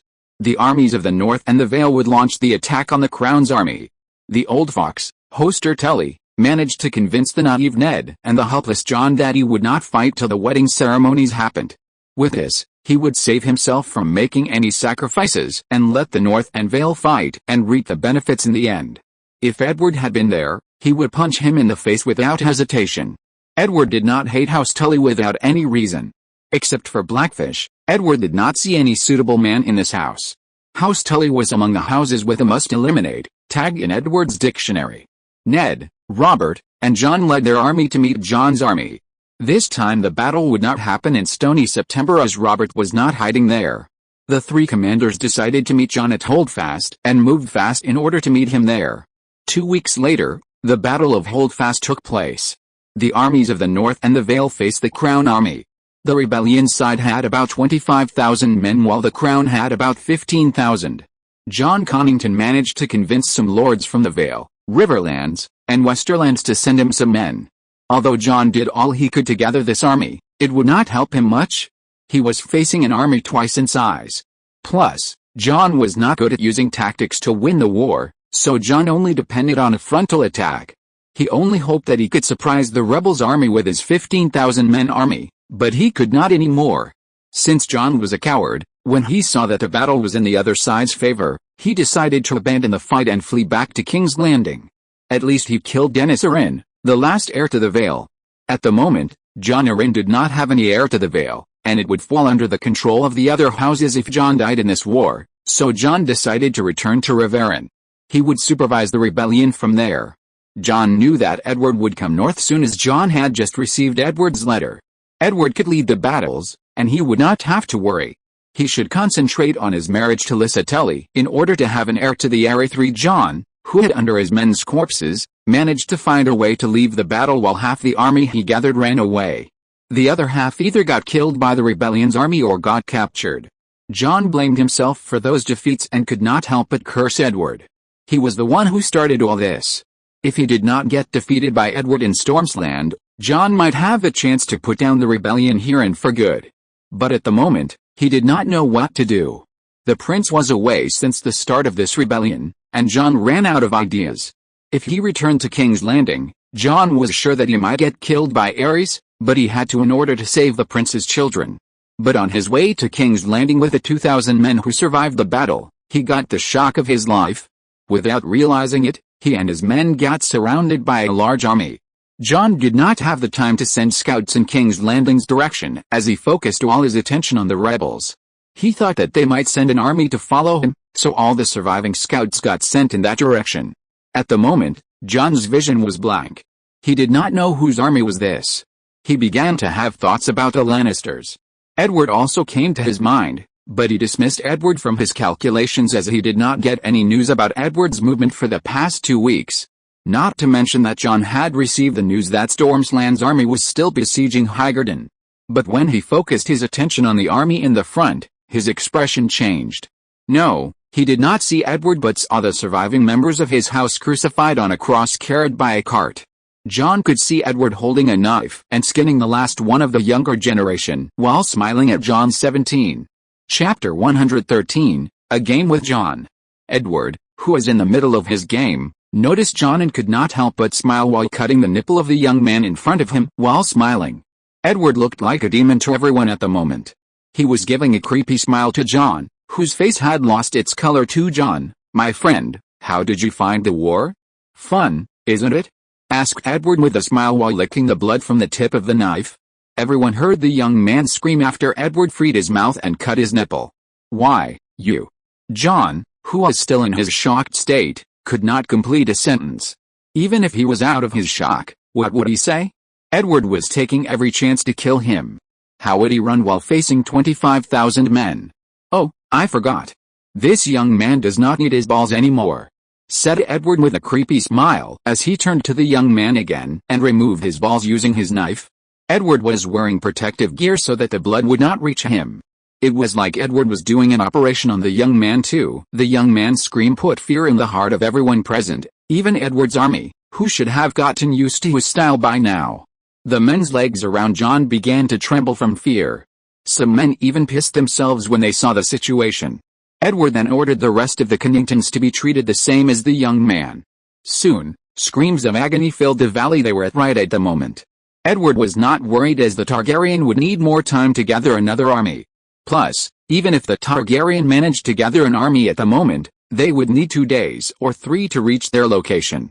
So Edward intended to take his time torturing John. After John got out of his shock and saw that he could not help his family anymore, he decided to escape. He swore in his heart to take revenge against Edward if he managed to get out alive from this situation. He would do the same to Edward's family and would not spare anyone, even the children. But would Edward allow him to escape? If Edward hated anyone right now, then John would be the second from the top of the list, just after Rhaegar. When Edward saw the look of madness on John's face, he was satisfied. Yet, that was the face Edward wanted to see when looking at his enemy's eyes. He wished to drive them to madness, just like how he did to John right at the moment. Edward could not help but praise himself when he looked at everyone's face. This fear was hard to come by, was it? Edward did not even need a formation for the battle. He just signaled to his men with his hand, and all the units moved forward while the 5,000 horse riders charged at the enemy. Edward had given them only one order, which was to capture John alive. He would not get tired of playing this game. He had just played with John's family, and it was John's turn at the moment. Let's see how Rhaegar would react to this gift, thought Edward to himself while smiling. He was imagining skinning John alive in front of Rhaegar and his army. He was looking forward to their reaction. Would Rhaegar try to save John, or would he hide behind his army? It did not take long before Edward's army managed to kill the 2,000 men. The men were able to catch John, who tried to bite his tongue to commit suicide, but Edward's men managed to prevent that. At the moment, John, who got gagged by Edward's men, was looking at Edward with hatred in his eyes. "Yet, that is it. Keep looking at me like that, you cunt," thought Edward to himself while looking at John while smiling. He remembered how arrogant John was during Storm's End's tourney and could help but lick his lips. Now that John fell into his hands, he was going to enjoy it. Now, little cunt. Don't worry. I won't kill you, at least yet. Every little pawn had a role to play. Did not you hear the saying that said if you could not resist a rape, just enjoy it, so enjoy it, said Edward while patting John on his head. Soon, everything would end. Edward then urged the soldiers to take John away and throw him in a cell. "Let the men rest for today. We would move to Riverland tomorrow," said Edward as he was humming a song, looking happy after catching the mouse named John. 5 days later, Edward finally managed to reach Riverland with his army. Seeing this large army, no one was more afraid than Hoster Tully. He knew that Edward could let his army stay a little far from Riverland, but he brought it to surround the castle to threaten him. In fact, that was not Edward's intention at first, but he figured that it was such a better way to send his message. Since the old fox, Hoster Tully, had his head on his neck, Edward knew that he would understand by this. Everyone had heard about what Edward did to John and how Edward was cruel in dealing with John and his family. Hoster Tully's legs were trembling the whole time he was in the same room as Edward.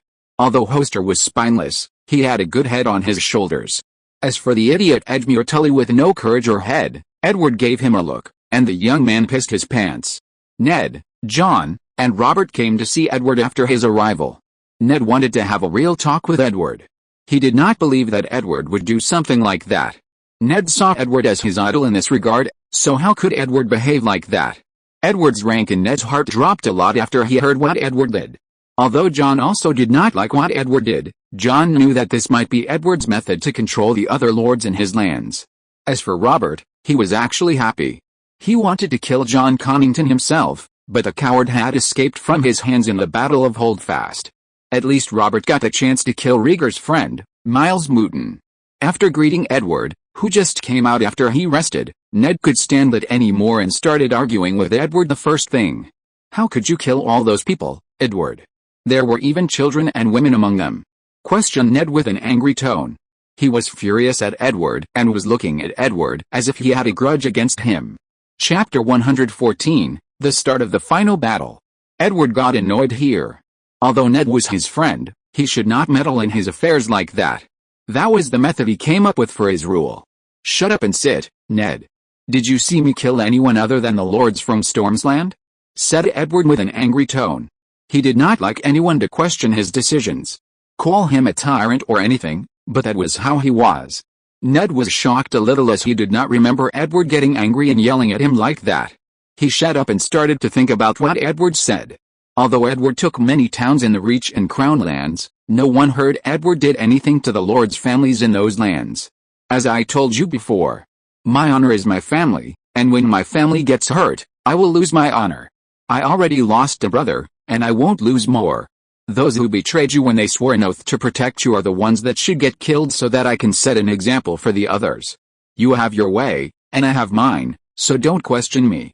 Said Edward, faking all this. He portrayed the image that he was hurt a lot and dishonored by his brother's death while, in fact, he was admiring himself in his heart for coming up with such a plan. Ned Stark shut up after hearing this, as this was the first thing that he had heard from Edward back then when they first met in the Eyrie.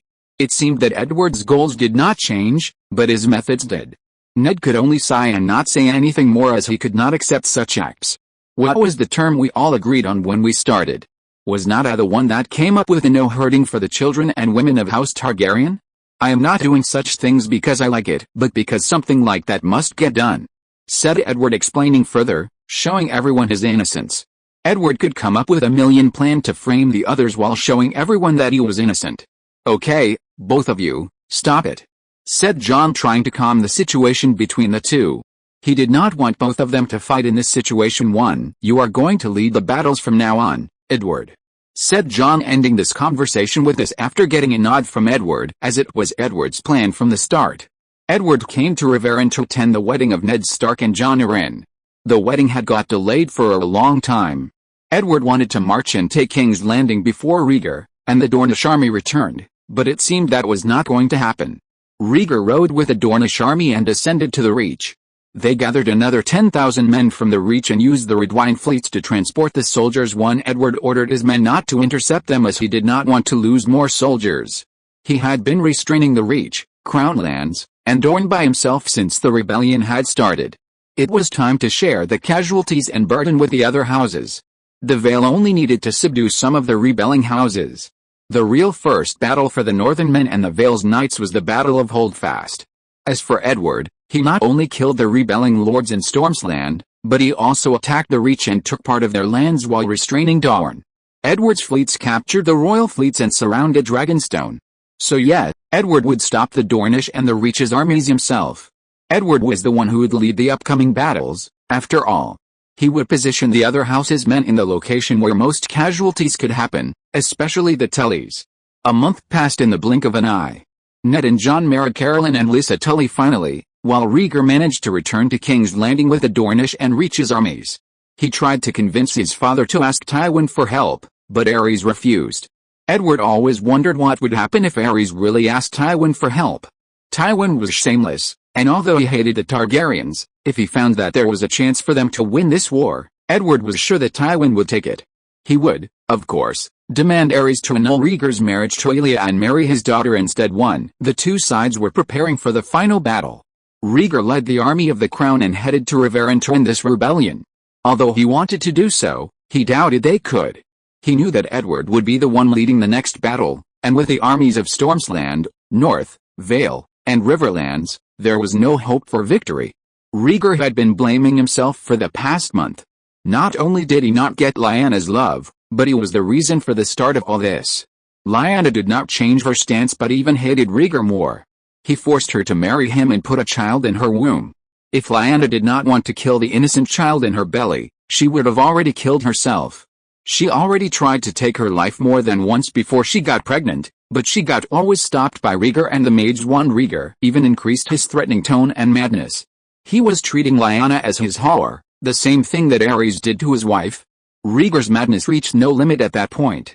His friend, Arthur Dayne, tried more than once to advise him but to no avail. Rhaegar was marching in the same direction as his father at the moment. Rhaegar was living in speculation all that time and refused to hear any news from outside. All that time, he was trying to get Lyanna to love him when, in fact, he was making her hate him more and more. After 8 months of taking Lyanna away and seeing that whatever he did could help, he decided to listen to the reports sent to him from King's Landing. The more he heard, the more shocked he got. Not only him but Arthur and all his companions shared the same expression. It turned that the threats he told Lyanna came true. Not only did her father, but also her brother, Lord Arryn's nephew, and Lord Baratheon's brother got killed by his father. The rebellion was already in its last stages. Lord Baratheon had unified Stormsland and defeated the Reach and was besieging Highgarden. His fleets took down the royal fleets. Lord Arryn unified the Vale under him while Ned Stark led the northern army down south, and both of them were making the final deal with the Tullys. Rhaegar could hear Edward's last words from the last time he saw him in the tourney of Harrenhal. "You disgust me. You are a disappointment." That was Edward's exact words. 6. Chapter 115, Rhaegar's fucked up. Rhaegar started to see the light. He realized how disgusting he had become. He represented everything he hated all his life at the moment. He had become his father. He kidnapped and threatened the woman he loved and disappointed everyone's expectations around him. All Rhaegar could do at the moment was to try and solve this rebellion so that the Targaryens' rule could still continue. That was the reason he returned, although he did not see much hope in defeating Edward. He would lead his men to the Trident to cross the river to face the rebels. Rhaegar had only one hope at the moment, as he wanted to try to persuade Edward to stop the rebellion. He would try to convince him before the battle. Riding beside Rhaegar was his friend Ser Barristan Selmy, who gave the prince a look of disappointment. In the past few years, the prince's position in Barristan's heart kept going down and down. After the prince kidnapped Lyanna and caused this rebellion, Barristan did not know how to face the prince anymore. 1.5 weeks later, the two armies met at the Trident, where the Crown's army was trying to cross the river. Of course, Edward would not let them cross without inflicting some damage before the battle. So Edward ordered the crossbow units and archers to attack while the Crown's army crossed the Trident. Although they were getting killed and injured there, Rhaegar still ordered the army to move forward. If he did not cross the river at the moment, it would be hard to find another chance. After losing more than 1,000 men and another 2,000 or more injured, they were finally able to cross the river. Rhaegar saw Edward in the front of the army's center, looking at him with cold eyes. Next to Edward, Robert and Ned were there. Both of them wished nothing more than to kill Edward at the moment.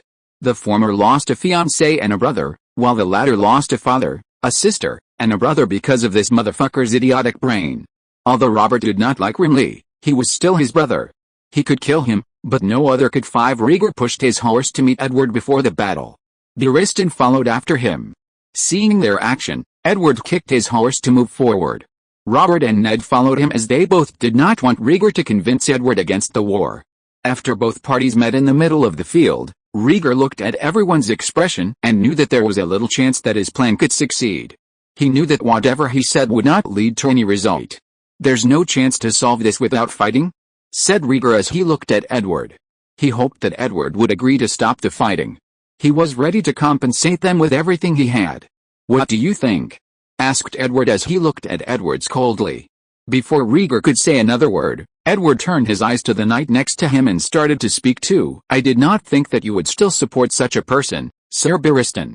You disappointed me here," said Edward as he shook his head when he looked at Barristan.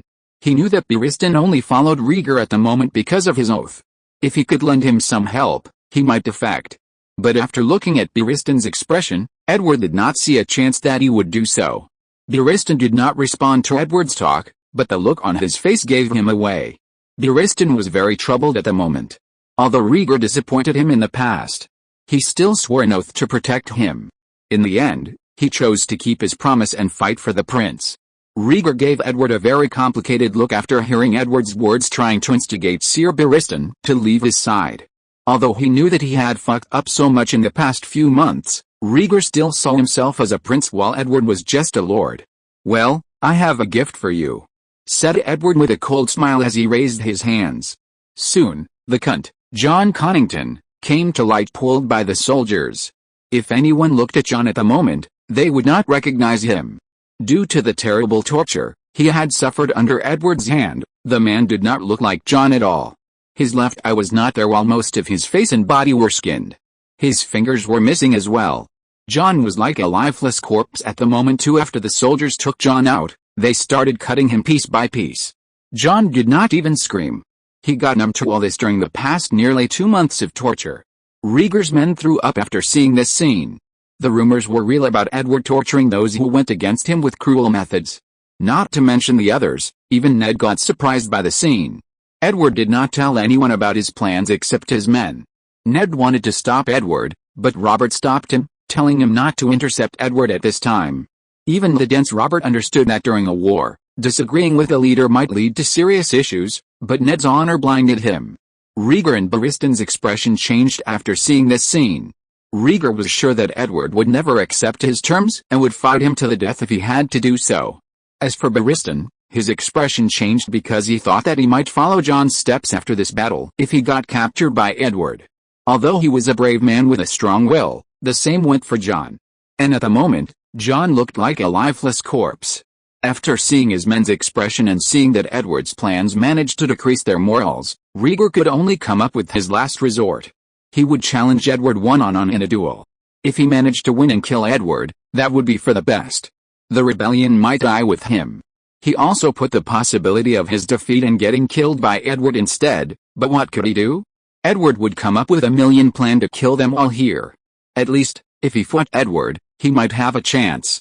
I will challenge you in a duel, Lord Baratheon.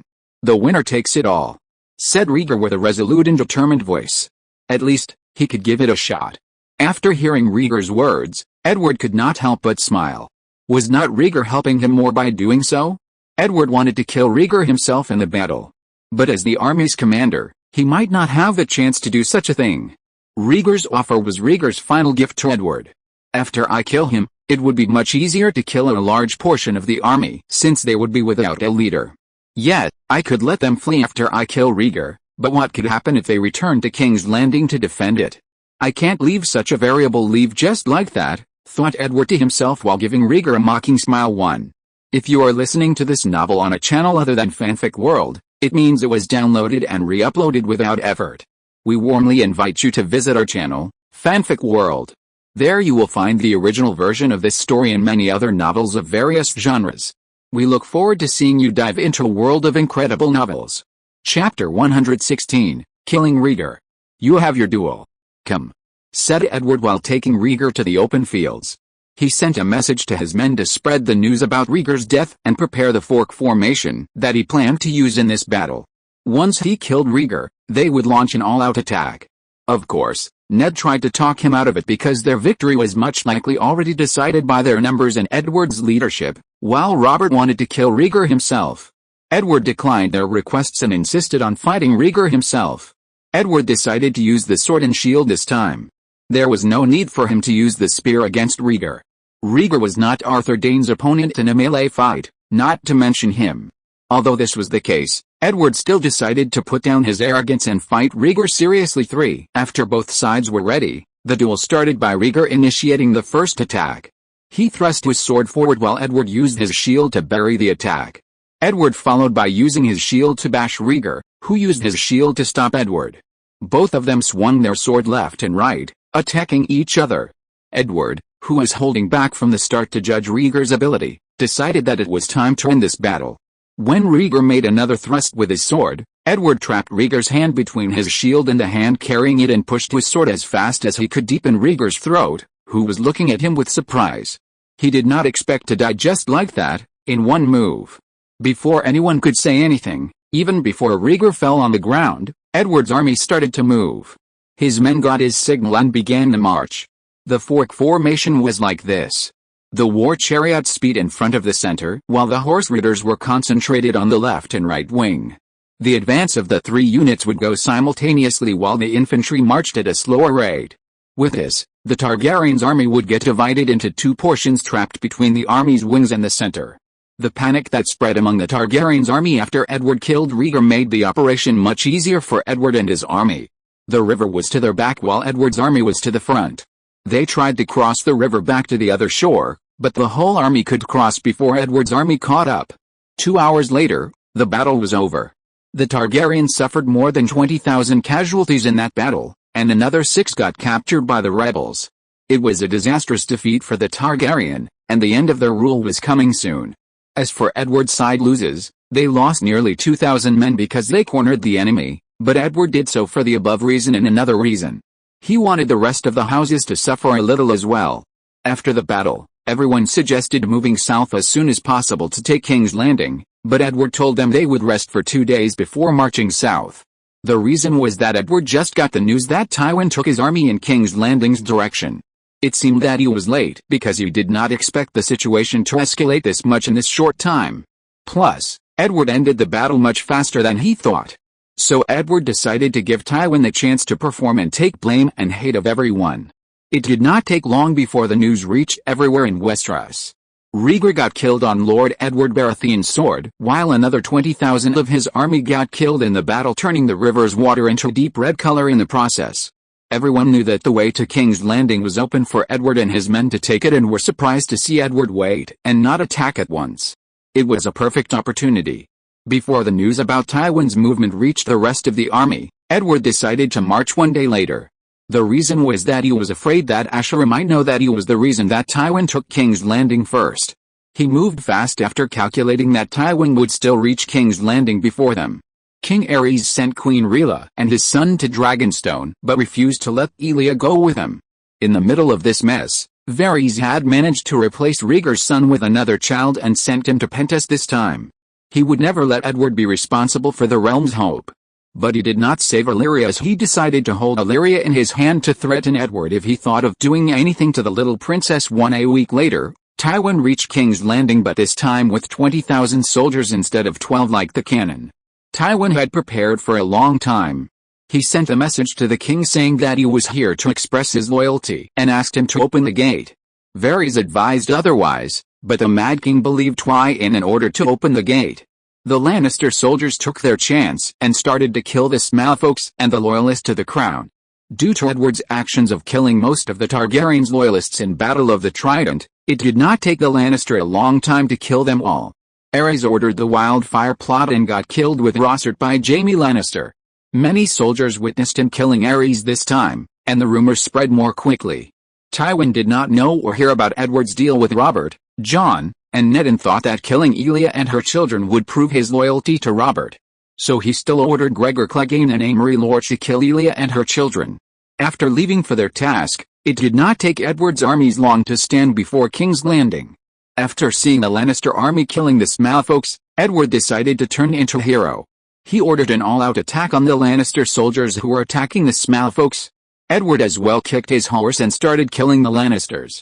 Ned did not stop him as he saw the Lannisters' action, but Robert, who did not get injured this time, tried to stop him. He got lectured by Jon in the past few months and knew that Tywin was important for their plan. But would Edward listen to him? Edward only gave him a cold look before going on with his plans. It did not take long before Tywin heard about this and gathered all the army to meet Edward and his men. Tywin's army was not on the same scale as Edward. He did not think that Edward would attack his men. He came here this day to be on their side.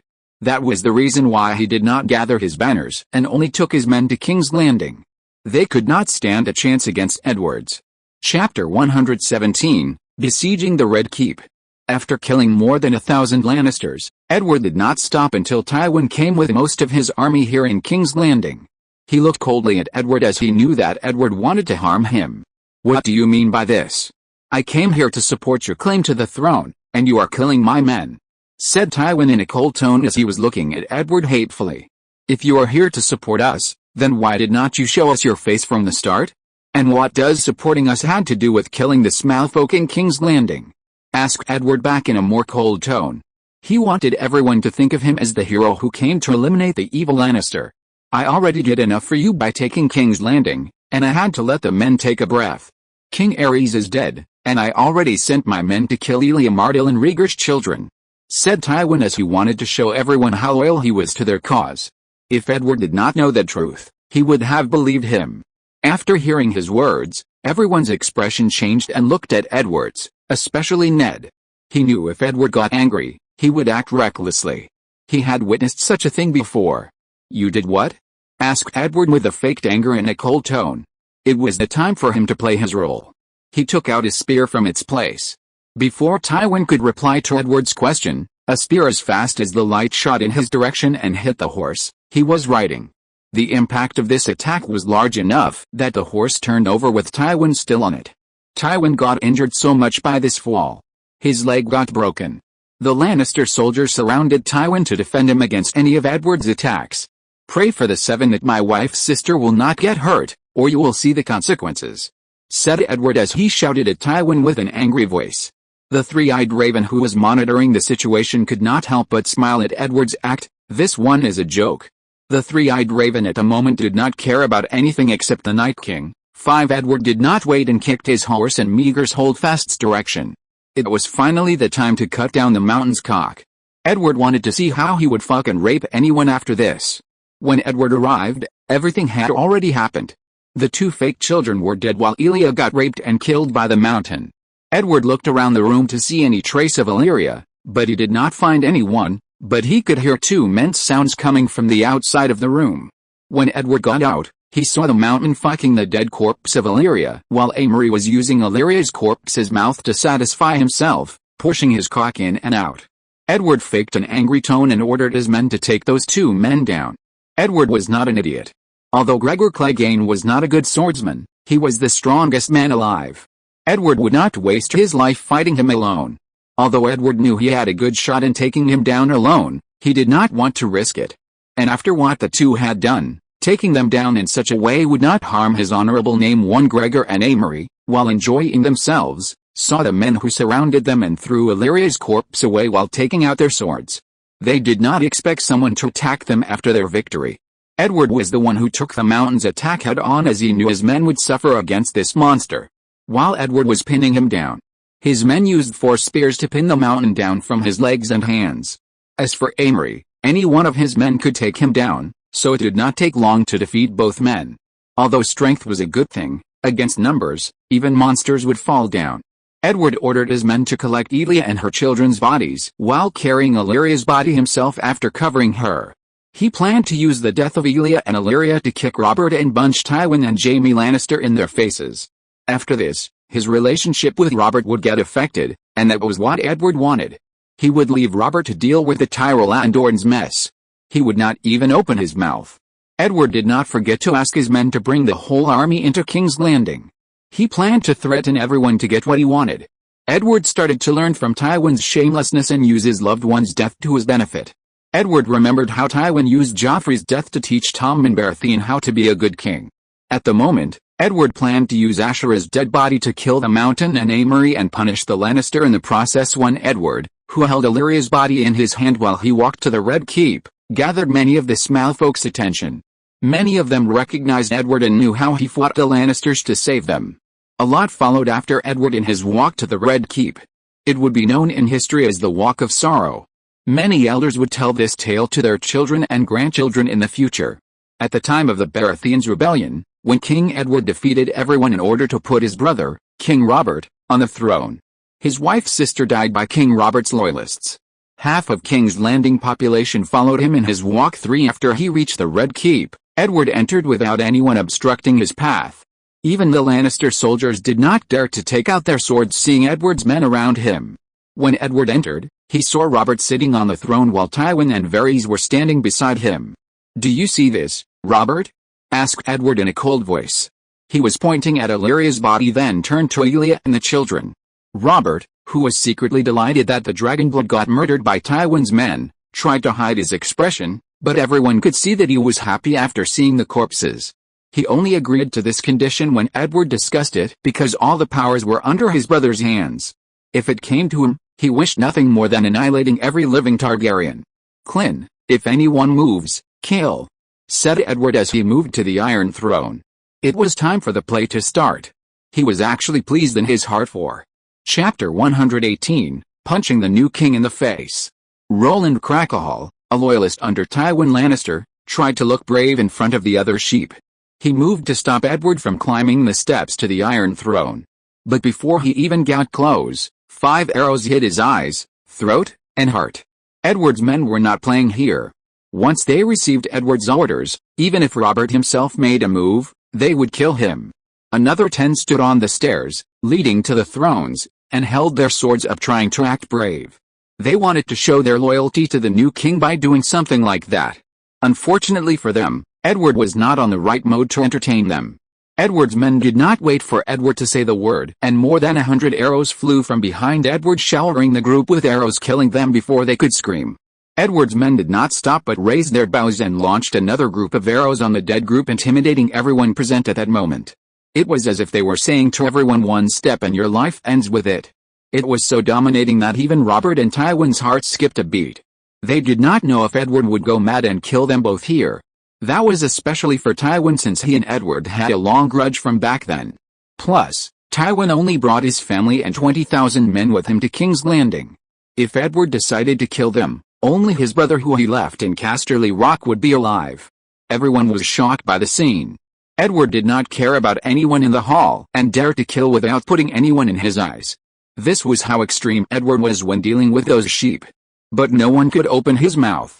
25,000 men from Storm's Land were already surrounding the Red Keep and forced most of the Lannister army to put down their swords. They already killed another 3,000 Lannisters who tried to protest. That was the power that everyone dreamt of having.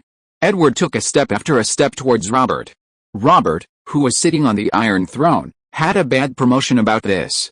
He was afraid at the moment. It seemed that he had forgotten who caused him all the traumas in his childhood. It seemed that Edward being nice to him made him forget how cruel Edward was. He tried to calm Edward down. He knew that when his brother got angry, there was nothing that he dared not to do. But before Robert could even open his mouth to calm his brother, Edward's punch was on his face. Edward did not put Robert's crown in his eyes. He was the one who put Robert there, and he could easily take him down. So it was an easy choice for Edward when he decided to punch Robert. Before Robert could stand up, Edward kicked him hard without saying anything. He repeated the process multiple times while everyone in the hall looked at him as if they were looking at a ghost. If Edward dared to do this to the new king, what would he do to them if they angered him? Not to mention that Robert was Edward's brother, and if not because of this, Edward would have killed him. But before anyone could get out of their shock, Edward took his last night dagger and pinned Robert's palm with it to the ground, making Robert scream that everyone started to tremble. Ned did not wait at this point and hurried to Edward, trying to stop him. Since Edward worked hard to raise Robert's reputation in the last few months, it would be all for nothing if Edward continued to kick him in front of everyone. Robert was also Edward's brother, and Ned thought that Edward would only give him a few punches, but Edward did not hesitate to pin Robert with a dagger. Although Ned was secretly pleased that Edward was on his side in this one, the matter had gone too far at this point. He was arguing with Robert before Edward entered the hall about the killing of the Targaryens' children. Getting stopped by Ned, Edward shifted his eyes to Tywin. Tywin was thick-skinned, and he would shift a blame to anyone else. Before Edward could come close to Tywin, Jaime, the Kingslayer, took out his sword to confront him. Would he allow Edward to hurt his father after he saw what he did to his brother? Cersei, who was in the audience, was about to scream when she saw this scene. Before his men fired arrows at Jaime, Edward raised his hand to stop them. He decided that it was a good chance to hurt that arrogant brat. If Edward did not need him to fuck his sister, he would have killed or removed his balls at the moment. "Come here, Kingslayer. Let me teach how a man should fight," said Edward with a mocking smile. Jaime was not in his prime at the moment. He was just an inexperienced brat that got knighted not long ago. Jaime got angry after hearing what Edward called him and thrust his sword at him, even after hearing Tywin's warning not to do this. Tywin did not expect Edward to do things this extreme. If Edward wanted all of them dead, no one would stop him. The capital had already fallen into his hand. No one was terrified more than Tywin and Cersei at the moment. If Edward killed Jaime, Tywin would not have an heir, as he would never let the dwarf inherit his place. As for Cersei, although she and Jaime had not slept together yet, they had a very close relationship. Edward did not even use the sword and avoided the sword by moving his body a little. Before Jaime could pull his sword back to attack again, Edward punched Jaime's jaw using his hand, making him lose his balance. Before Jaime could balance himself, his sword got taken by Edward, who continued to punch him multiple times in the face. Before letting go of Jaime, Edward kicked him in his balls, but he did not use his full strength since Jaime still needed them to give birth to Joffrey, who Edward wanted nothing more than torturing himself. Although Edward could prevent that, Why would he? He wanted that brat to come to this world so that he could have his time torturing him. Plus, Edward needed Myrcella to control Westerlands, not Robert's children too. After getting done with Jaime, Edward moved to Tywin and punched him in the face. Not only that, Edward used his dagger to make a cut on Tywin's face before pushing the dagger in his shoulders. That injury was enough to make him unable to hold a sword with his right arm. He would not more than that, as he did not want to escalate the situation here. He only wanted to humiliate Tywin as much as he could, and this was enough. Plus, Edward wanted to see the revenge of Tywin. He was looking forward to it, as Edward did not find anything more entertaining in this world than Tywin. Since he had the required and enough power to protect himself at the moment, Edward did not mind a little game between him and Tywin. As for Tywin, he decided to take this humiliation since he did not have the power to retaliate at the moment, but swore in his heart to repay Edward back. Chapter 119, Preparing for the Future Mother of Dragons. As for your dogs, they are my property now, said Edward as he looked coldly at Tywin. The mountain was Tywin's strongest asset, and taking him would hurt Tywin so much. Our deal is done here. Tell Lord Arryn that I would take more than we agreed on. Plus, the new Kingdom of Storms would have no more relation with the Iron Throne, said Edward, throwing a bomb at everyone present. No one had heard about the deal that Edward made with the rest of them. Edward left after saying that, taking his men with him. The others in the room could not help but stare at this man's back. He was strong enough to punch the new king and Tywin Lannister and injure them without caring for anything. If Edward decided to kill everyone present in the hall, would not he be the controller of Westeros? Edward had the same thought but, in the end, decided against it. Yet, he could kill everyone present, but the other lords in the other region would start an open rebellion against him. That was why Edward could not act at the moment, because with how many soldiers he had, he would not be able to defeat all Westeros if they decided to rebel against him.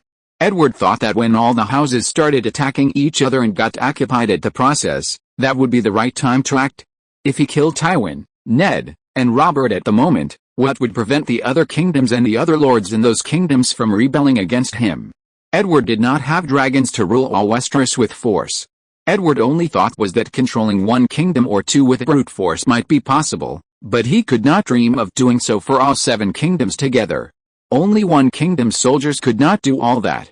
And since he wanted to have full control, he could not allow people like Ned Stark and Tywin Lannister to exist and help him rule the kingdoms. But it would be acceptable if the lords of these kingdoms were his sons or sons by law. Tywin, who had just listened to what Edward had said, stood there in shock. He did not know about Edward's deal with the others. After hearing the news that Robert would become the new king, Tywin came up with another plan. He discarded his thoughts about Edward and thought of wedding his daughter to Robert instead. Edward would be a prince or a great lord, at most, while his daughter's son would be the new king. Tywin would still have much control over the kingdoms. But after hearing Edward's words about the independent Kingdom of Storms, he could not sit still. He did not respond to Edward's punch and provocation a little earlier, as he thought that Edward still had his momentum after killing Rhaegar and could replace Robert on the throne at any moment. He planned to deal with Edward after Robert married his daughter and crowned her as his queen. But what could he do at the moment? Edward stated that Stormsland would be an independent kingdom, which meant that most taxes and wealth that Stormsland fed the crown in the past few years would disappear with him. If Tywin knew about their plans, he might have thought to do the same thing that Edward did. He might try to change Westerlands into its own independent kingdom, like the very past, when they were still the Kingdom of the Rock. Tywin did not even know the rest of the terms of the deal. When he would hear about the rest of the terms stated in their agreement in the future, he would wish to kill Robert himself for being such a stupid man. Edward would keep more than a third of the Reach's lands, which meant that he would have enough food and supplies for any war he wanted to start, not to mention the agricultural revolution Edward started in Stormsland. Edward would also take 2/3 of the Targaryens' hidden wealth, especially after ordering Bruce and Stannis to take Dragonstone. Edward would ask one of his men to take Viserys and Daenerys Targaryen to Essos and took care of them. Edward would have to be careful about that though. Every man who followed Daenerys fell in love with her, so Edward should send a female knight instead to escort them. Daenerys was a foolish girl in her early years, but after her wedding to Khal Drogo, she would turn into a dangerous bitch a little by little. Edward had experienced the thought of killing her when she was still young, but he did not know how the situation with the Night King might turn out to be, so he needed her and her dragons, not all of them though. After leaving the Red Keep, Edward instructed the men to take all the valuables the Targaryen might have stored for centuries. Although nothing about these items got shown in the books, Edward was sure that the Targaryen had many valuable things from the old Valyria. They might even have hidden some items used for blood magic. The younger generation might not know about their value, but he could take his time to find out. After the sisterfucker, Jaime Lannister, killed Rossard, Edward did not have much choice but to look for the other two pyromancers Bellis and Garrigus. He would need them to develop wildfire for him and to help with the transportation of the wildfire from King's Landing to the new Kingdom of Storms. Edward would build a research lab far away from any populated area and would ask the two pyromancers to develop wildfire for him. He needed to find more new ways to use the wildfire as weapons, as he could not use it flexibly in its current form. Well, he would have another 16 years to do such a thing, and that was why Edward was sure to complete this mission. Edward waited for 4 days in the King's Landing to wait for his men to finish loading everything that he came to King's Landing for, while Ned took this time to find clues about where Rhaegar took his sister. After 4 days, he managed to find some clues after asking Varys. It seemed that Varys' little birds could even reach the Tower of Jon in Dorne, and Edward did not need to tell him the information too. During those 4 days, Varys tried to ask for an audience with Edward but got refused by Edward multiple times. Edward had to show his strict attitude and fake his anger at Varys because he did not manage to save Illyria. He wanted the man to feel some guilt and sense that his delay in delivering Illyria out of King's Landing was the reason for her death. Edward also wanted to use this accident against him in the future, especially with the young prince that Varys sent to Pentos. Lord Arryn and Hoster Tully arrived at King's Landing after 1 day before Edward left. Hoster Tully was still terrified by Edward, so he went to the Red Keep and did not come to visit Edward, even once in the house that Edward had bought long ago. After Lord Arryn heard from Ned about what happened, his face turned black, and he could not but look begrudgingly at Tywin and Robert. Jon Arryn knew that it was thanks to Edward in the first place that they had achieved such results. Robert, who started to drink after he sat on the Iron Throne before knowing Lyanna's condition, got the displeasure of both Ned and Jon. Jon came to visit Edward the same day after he heard the news. He came with Ned to apologize as they could not hold on to their part of the deal and caused Edward to be in this pain. They also wanted to ask Edward to lift his siege on King's Landing as Edward still took control of the whole city, and his men would kill a Lannister soldier every once in a while. Edward was doing that to warn Tywin not to send to the other lords of Westerlands, or he would kill him and his soldiers here. When Jon came in and saw Edward's status, he could only sigh. To look convincing and pretending to be sad, Edward did not sleep for 3 days and did not take care of his look. He wanted to show them that he was pitiful in order to try and take more benefits for him in Stormsland. You can't change what happened, Edward.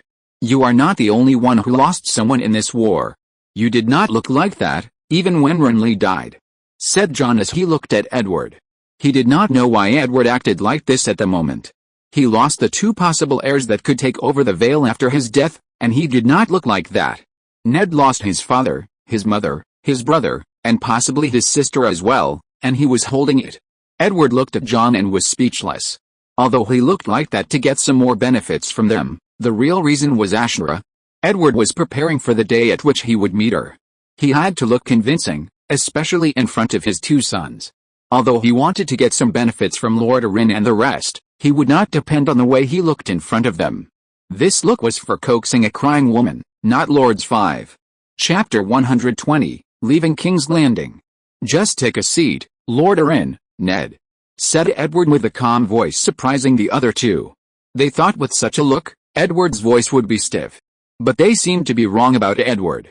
You knew why we come here, Edward.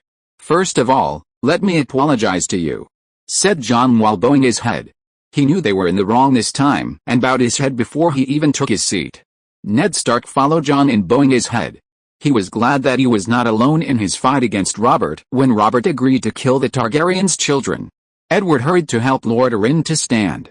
He did not like when Jon did something like that. Actually, Jon's position in Edward's heart was way higher than Stefan's. Not only because of how he read about the man in the books and the show, but because this man really treated the 3 of them as his children. Edward respected him.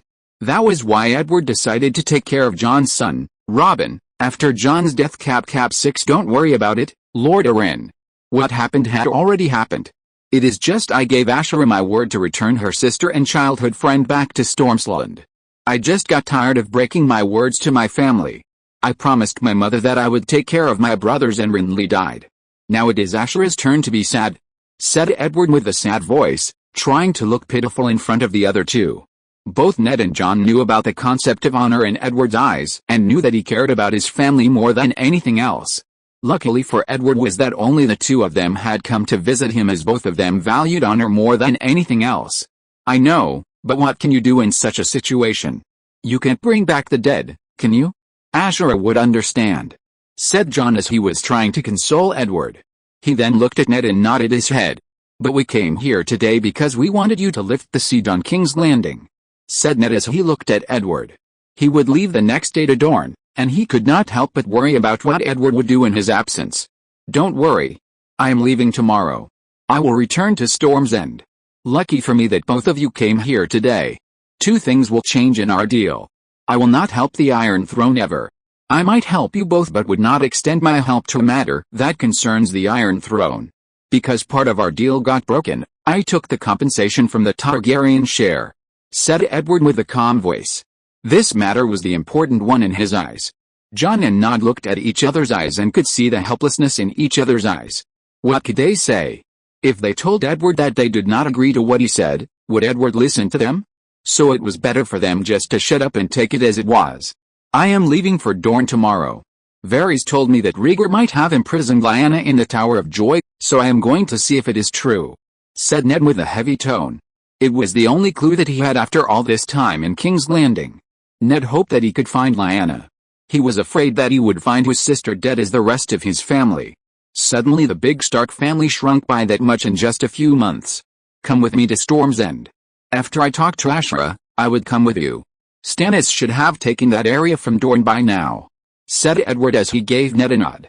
That was what he wanted. He decided to save the idiot Arthur so that he could coax Ashera by that at least. If Arthur tried anything funny in the future, he could kill him by that time. Ned nodded his head to Edward to express that he agreed to Edward's proposal. After discussing some solutions about how they could handle the Reach and Dorne, Jon and Ned left to do what they had to do. Edward thought about what to do from this moment and came up with a plan in order to help him in the 16 years of peace. Edward decided to exchange the idiot, Mace Tyrell, with a copy of each book from the Citadel. Yet, it would probably not be enough, but with a Tyrell, Tarly, and Hightower's pressure, the Maesters might agree. If they still did not agree, Edward planned to send his army to Old Town to scare them off, but he would never attack. No one knew what those Maesters idiots had invented there. Edward was afraid that they could spread some of the diseases they stored in that place or make some horrible things that might harm his men. That was the reason he would only scare them. And with the help that Maester Jones had provided him, Edward knew the exact number of books stored in that place. Maester Jones was against Edward in this plan. He disagreed with Edward's plan of educating the masses. He thought that the knowledge should get protected by the lords, as it might cause many problems when many men had such a weapon. And only a selected few should have the right to learn this knowledge. Edward had the same thought of educating the masses would be dangerous, but teaching the bases to all the small folk. Something like reading and writing and some mathematics would be helpful. The selected few who show promising talents in this area would get the right to complete their education. You might be wondering why Edward would need the knowledge from the Citadel, but this was a different world with different pieces of knowledge. Just look at the diseases in this world and how much this world was different from the modern world. Here, you could find a trace of magic everywhere. The following day after Edward's conversation with Jon and Ned, the small folks filled the different streets of King's Landing. All those people came to send Edward and his army off as Edward ordered his army to move. Carriages filled with gold and other valuable things left King's Landing through the river gate. Jon and Robert, who still had a swelling on his face and looked a little angry, came to say their farewell to Edward. Chapter 121, The Grieving Ashera. 25,000 men with Edward and Ned among them left King's Landing with the wealth and the wildfire of the Targaryen. The court lords standing on the walls could only sigh in relief after seeing Edward and his army move away from the castle. Tywin, who was among the group, was still angry at Edward for the punch he received, but the shameless Tywin defeated the angry Tywin. The man started to think of different ways he could use in order to have a little control over the new kingdom. Since his daughter would marry Robert, he did not have another one he could marry to Edward. He could not use any of his brother's daughters, as a king would not accept, because she was not at least a great lord's daughter. The Baratheon did not have a daughter in this generation who Tywin could wed her to his son Jaime. It seemed that the problem would have to wait. He should focus on paying Edward back till he had a granddaughter that he could wed to one of Edward's sons too. It took the group a week to reach Storm's End with all those carriages. Many people came out to greet their lord and praise him for his victory. Edward could see Stannis and his mother among the people who came to welcome him. Ashra did not come to greet Edward's return, as she must have heard the news about Illyria and Elia's deaths by now. She must be grieving her sister's death in her room. Edward could see his son, Raymond, standing next to Cassandra. After greeting each other and preparing the place where Ned would stay, Edward left Stannis to take care of the rest and ordered Clyn to take care of the soldiers instead of him. It was the time to meet Ashra. Edward, who looked miserable at the moment, moved into his and Ashra's room. Stannis, who looked at his brother's back, could only sigh. He heard about what happened in King's Landing and got turned off at the moment. He did not know whether to stay with his brother in the Kingdom of Storms, to leave to help Robert in King's Landing. He knew that Robert would give him some lands to rule over them for his achievements in this rebellion. Although most of the castles would go to the new kingdom, he had done his part and held the Reach and Dorne down in the south. No one could deny this fact. After the Dornish army left with Rhaegar, the plan that Edward had set long ago started. Bruce took the fleets and attacked while at the same time when Stannis took his 10,000 men to take Kingsgrave. Due to the surprise element in their attack, Weil and Kingsgrave fell in a week. Stannis then made his way to Skyreach and managed to take it down in a month. While they were at it, Bruce and Stannis set a siege on Ironwood, and after persuading Lord Ironwood to take their side and join the new kingdom where he would have more benefits, the man agreed to their proposal. That was the biggest surprise for Edward in the previous month before they took King's Landing. Stannis and Bruce managed to persuade the literally biggest house in Dorne to join them. House Ironwood was much stronger than the Martell themselves in Dorne. That was the reason why Edward was surprised and praised Stannis a lot in the past month. While Stannis saw much potential in staying here with his brother in the new kingdom, he wanted to fly and show his talent elsewhere. He did not want to hide under his brother's wings more than that. He thought that he might have the chance to show his abilities in King's Landing. That was why he steeled his heart and decided to ask his brother to grant him this request. He knew Edward would say nothing if that really what Stannis wanted. Meanwhile, Edward, who had just arrived in front of his room, knocked on the door. He then opened the door and entered the room. When he got inside, Edward could see Ashra, who did not look like the beautiful Ashra anymore. Her hair was floating all around the place like a bird's nest. Lines of tears left their marks on her cheeks. The woman must have been crying since she heard the news about her sister's death and did not get out of her room. She was really a weak-willed woman like this Sirius. Luckily, she had a husband and children in this life, or Edward would find that she committed suicide again. Edward came close to her and hugged her before she lifted her head up. Edward wanted to use this chance to make her strong enough to face her enemies for her children. If she behaved like that for her sister, what would happen if she lost a child? Would she kill herself and let her other children live alone without protecting them? Ashra, who sensed her love's hug, could not help but cry again in his arms. This time, she cried with everything she got while hitting him with her hands on his back. Her ma'am told her that he would save her sister, but her sister died in the end. Why could not he keep his promise to her? Did not he give her his word to save Illyria and Elia, and they were dead? Edward did not say a word and let her do what she wanted as he was the one who did this. But did he regret it? No, not even for a second. He steeled his heart to leave this world to his children, and he would do that 10. If you think that Edward wanted to be the king, you would be thinking in the wrong direction. Before Edward married, all he thought of was playing the game with the other lords of Westeros and accompany the likes of Tywin and Hoster Tully. The King of the Seven Kingdoms was only a title Edward would get after winning the game. But after he married and had his children, he did not change the fact that he wanted to play the game, but this time he had the motivation. If Edward lost, his children would die with him. He also did not want to leave anything that could threaten their life, so he had to take the world and leave it in their hands too. It is alright, my love. It is my fault for not being able to save her, said Edward with a sad tone as he hugged Ashra more while she was still crying. It is all that bastard Tywin's fault. I had already secured everything and was just about to take King's Landing when he showed up and did what he did, said Edward as he tried to explain himself after holding Ashra's head in his hand while looking at her crying eyes. Then why did not you kill him to avenge my sister? Said Ashra, who was stuttering in her speaking because of her hoarse voice. She knew what happened. What she did not know was why Edward let that bastard live and did not kill him there while he had the chance to do so. 1. Chapter 122, Ashra's Changes.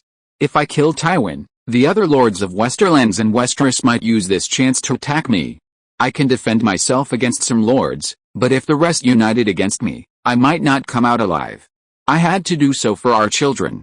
What would have happened if I died without soldiers there? Would not the other lords kill our children the same way they tried to do to your friend's children? You would not want to see our children treated like that, would you? Said Edward, throwing the blame entirely into Tywin and using his children as an excuse to try to coax Ashra.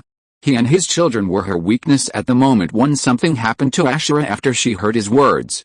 Yet, power, she needed to have the strength to avenge her sister. She needed the power to protect her children and her husband. If she could not defeat those men with 100 men, then she would recruit 1,000. Those people might crush her children's heads like they tried to do to Elias if she did not have the power to protect them.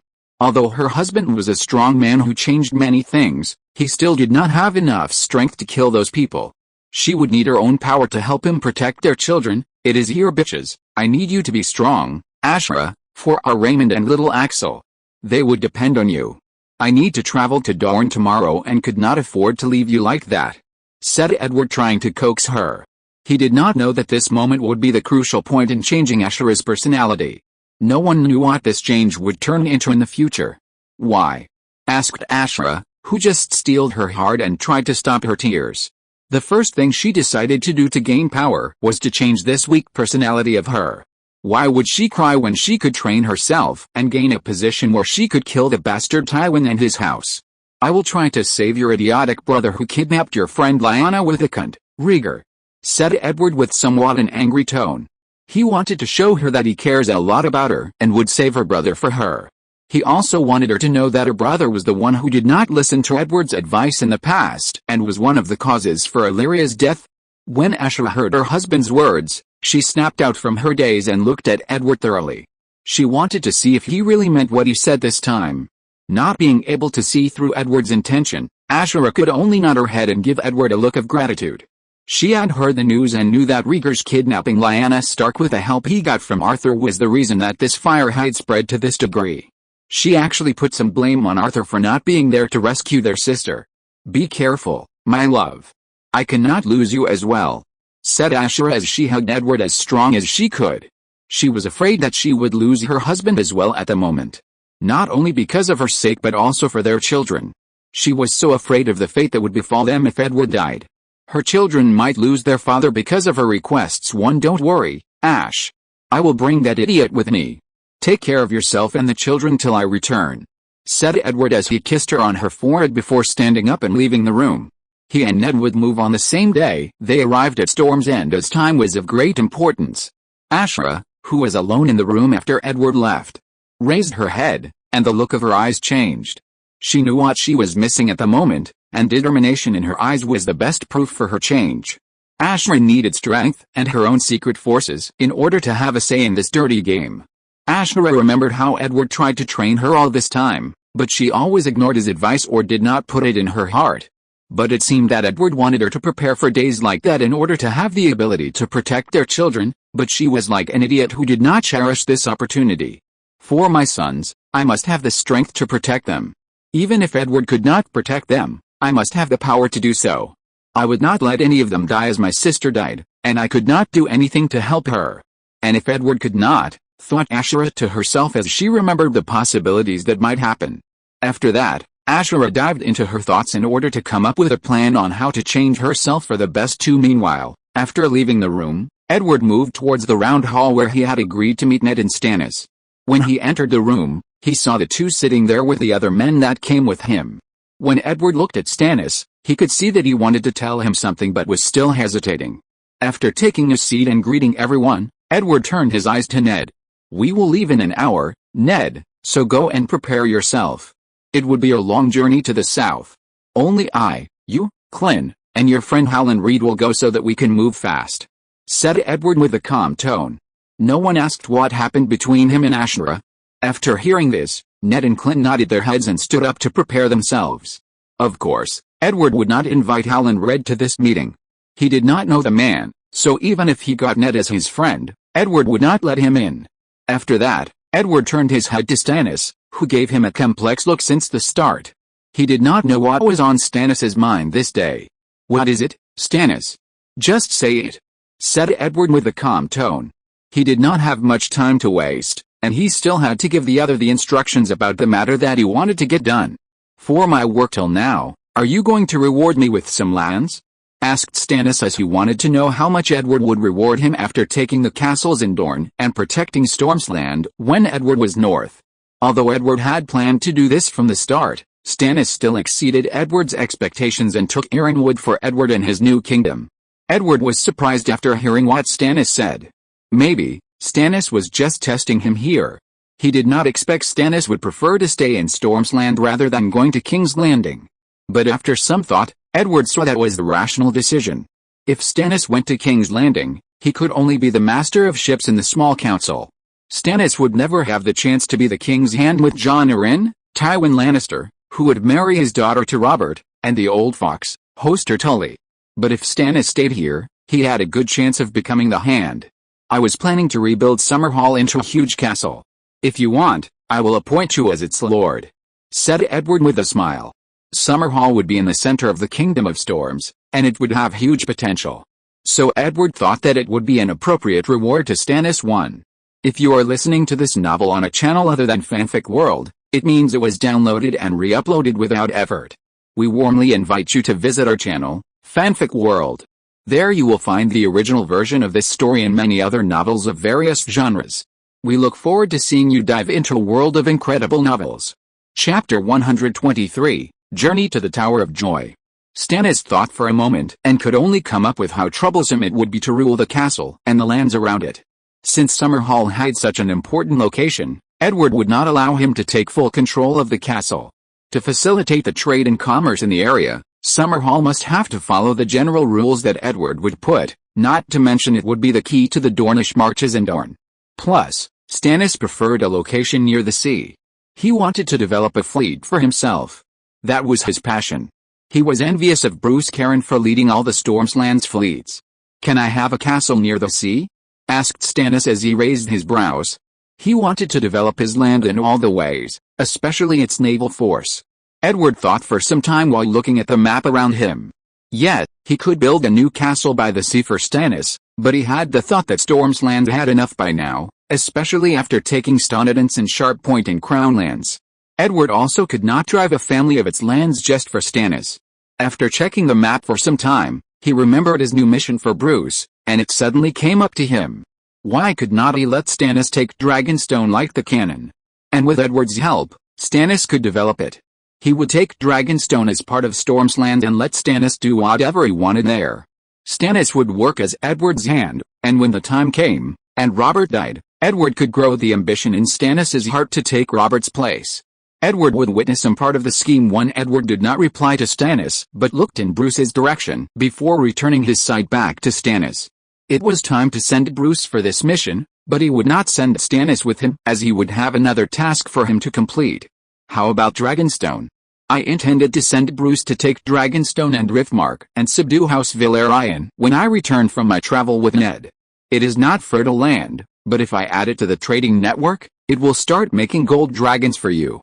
What do you think? You could always develop it the way you want. Driftmark would be under your command as well if House Valerian did not bend any. They would not need to exist if they did not," said Edward with a smile while looking at Stannis.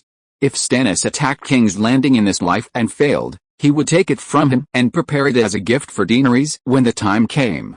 Edward started admiring himself for playing with everyone's life from behind the scenes.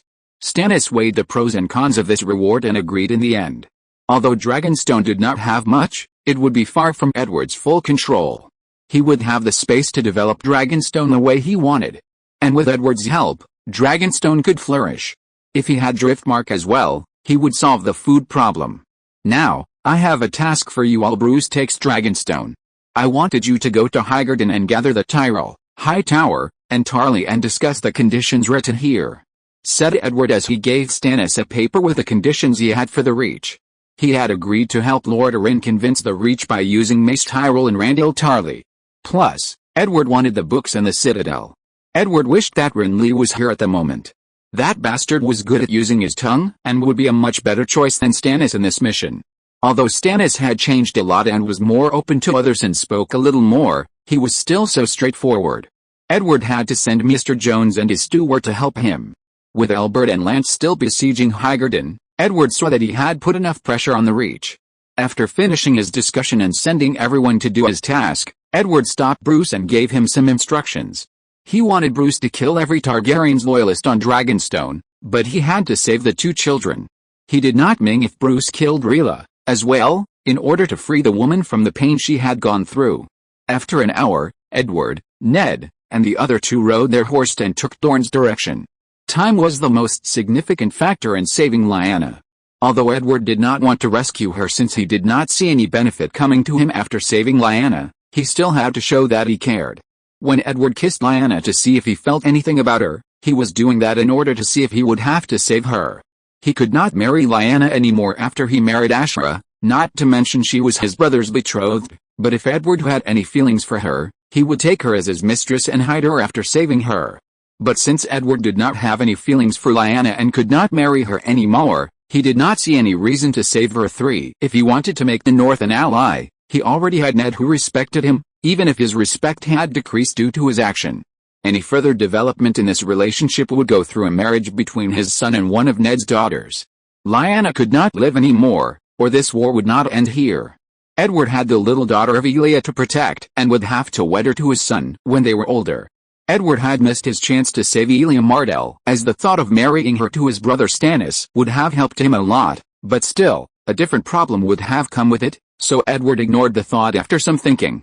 The result of this long thinking that Edward came up with was the cause for this rebellion must die so that a new era could start. Even if Lyanna survived this accident, Edward would send men to kill her.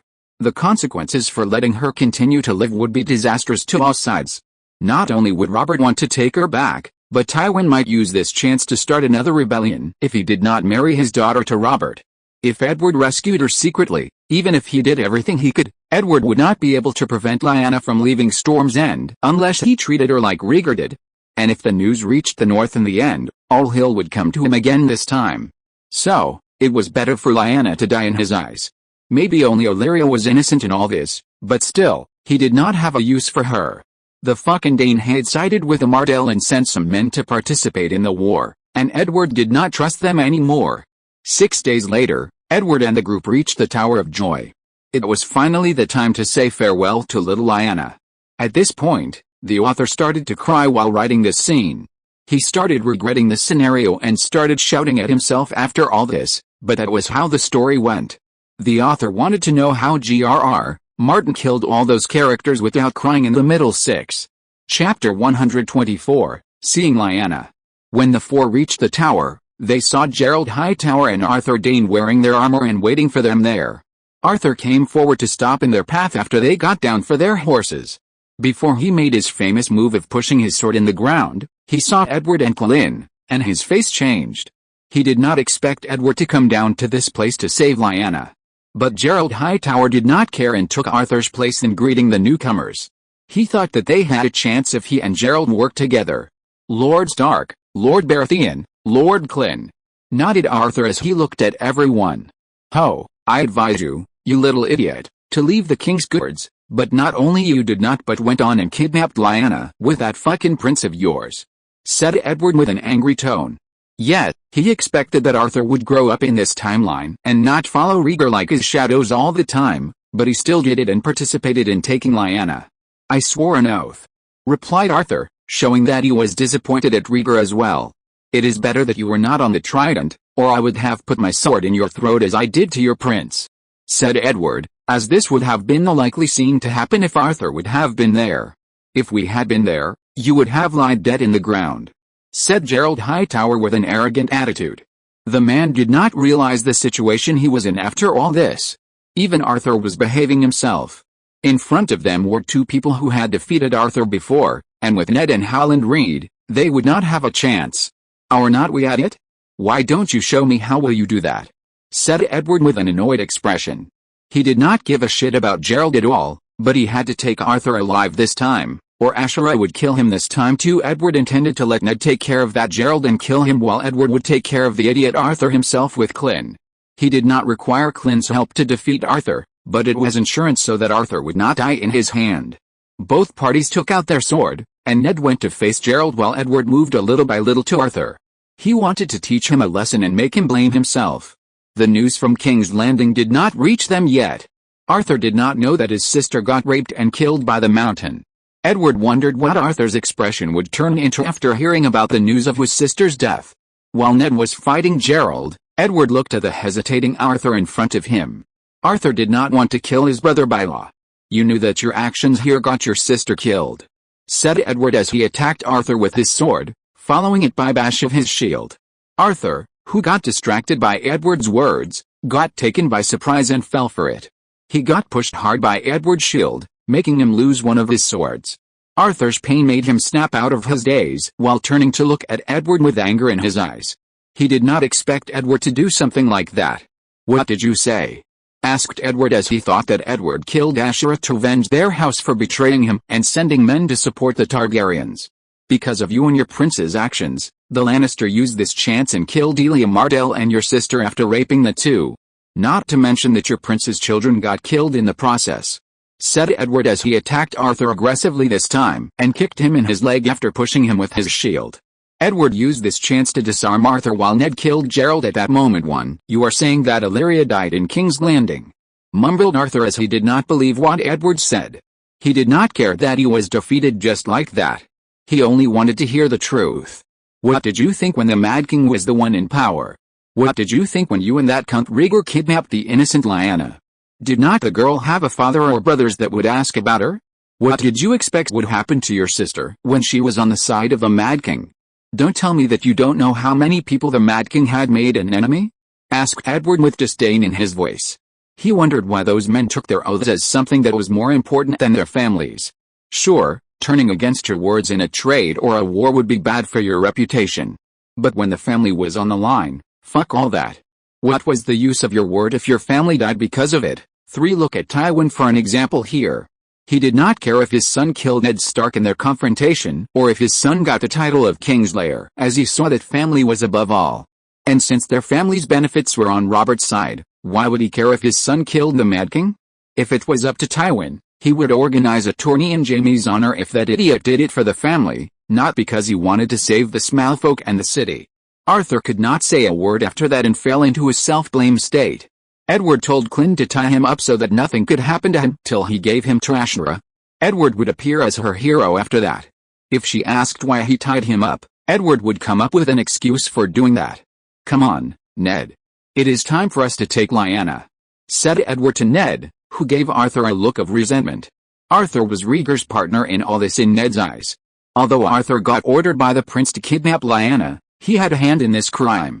Since Ned was an honorable man, he would not kill a tied man, not to mention he had given Edward his word to let him handle Arthur. Ned nodded his head after hearing Edward's words. The both of them at once took the stairs with Edward. Edward told Clyn and Howland Red to guard the tower and not to climb with him. He did not want them to witness the scene. Both of them would know that Jon was Rhaegar's bastard and not his trueborn son. Only Ned and Edward would know this information when they climbed to the tower's top, and Ned pushed the room's door and entered. Both of them could see Lyanna with two maids in the room. Lyanna was lying on the bed, which got flooded with blood coming from Lyanna while she was giving birth to her child. Chapter 125, Lyanna's Death. "Lyanna," said Ned while hurrying to his sister's side. He got frightened after seeing this scene. He thought that he might lose his sister after he lost his father and his brother. "Ned, is that you?" asked Lyanna in a weak voice. She was so tired at the moment, and Edward could swear that even if he wanted to save her, he could not do such a thing. Lyanna should have lost most of her blood by the time they arrived here. "Is this a dream?" asked Lyanna, as she thought she was hallucinating after losing that much blood giving birth to her son. "No, it is not a dream.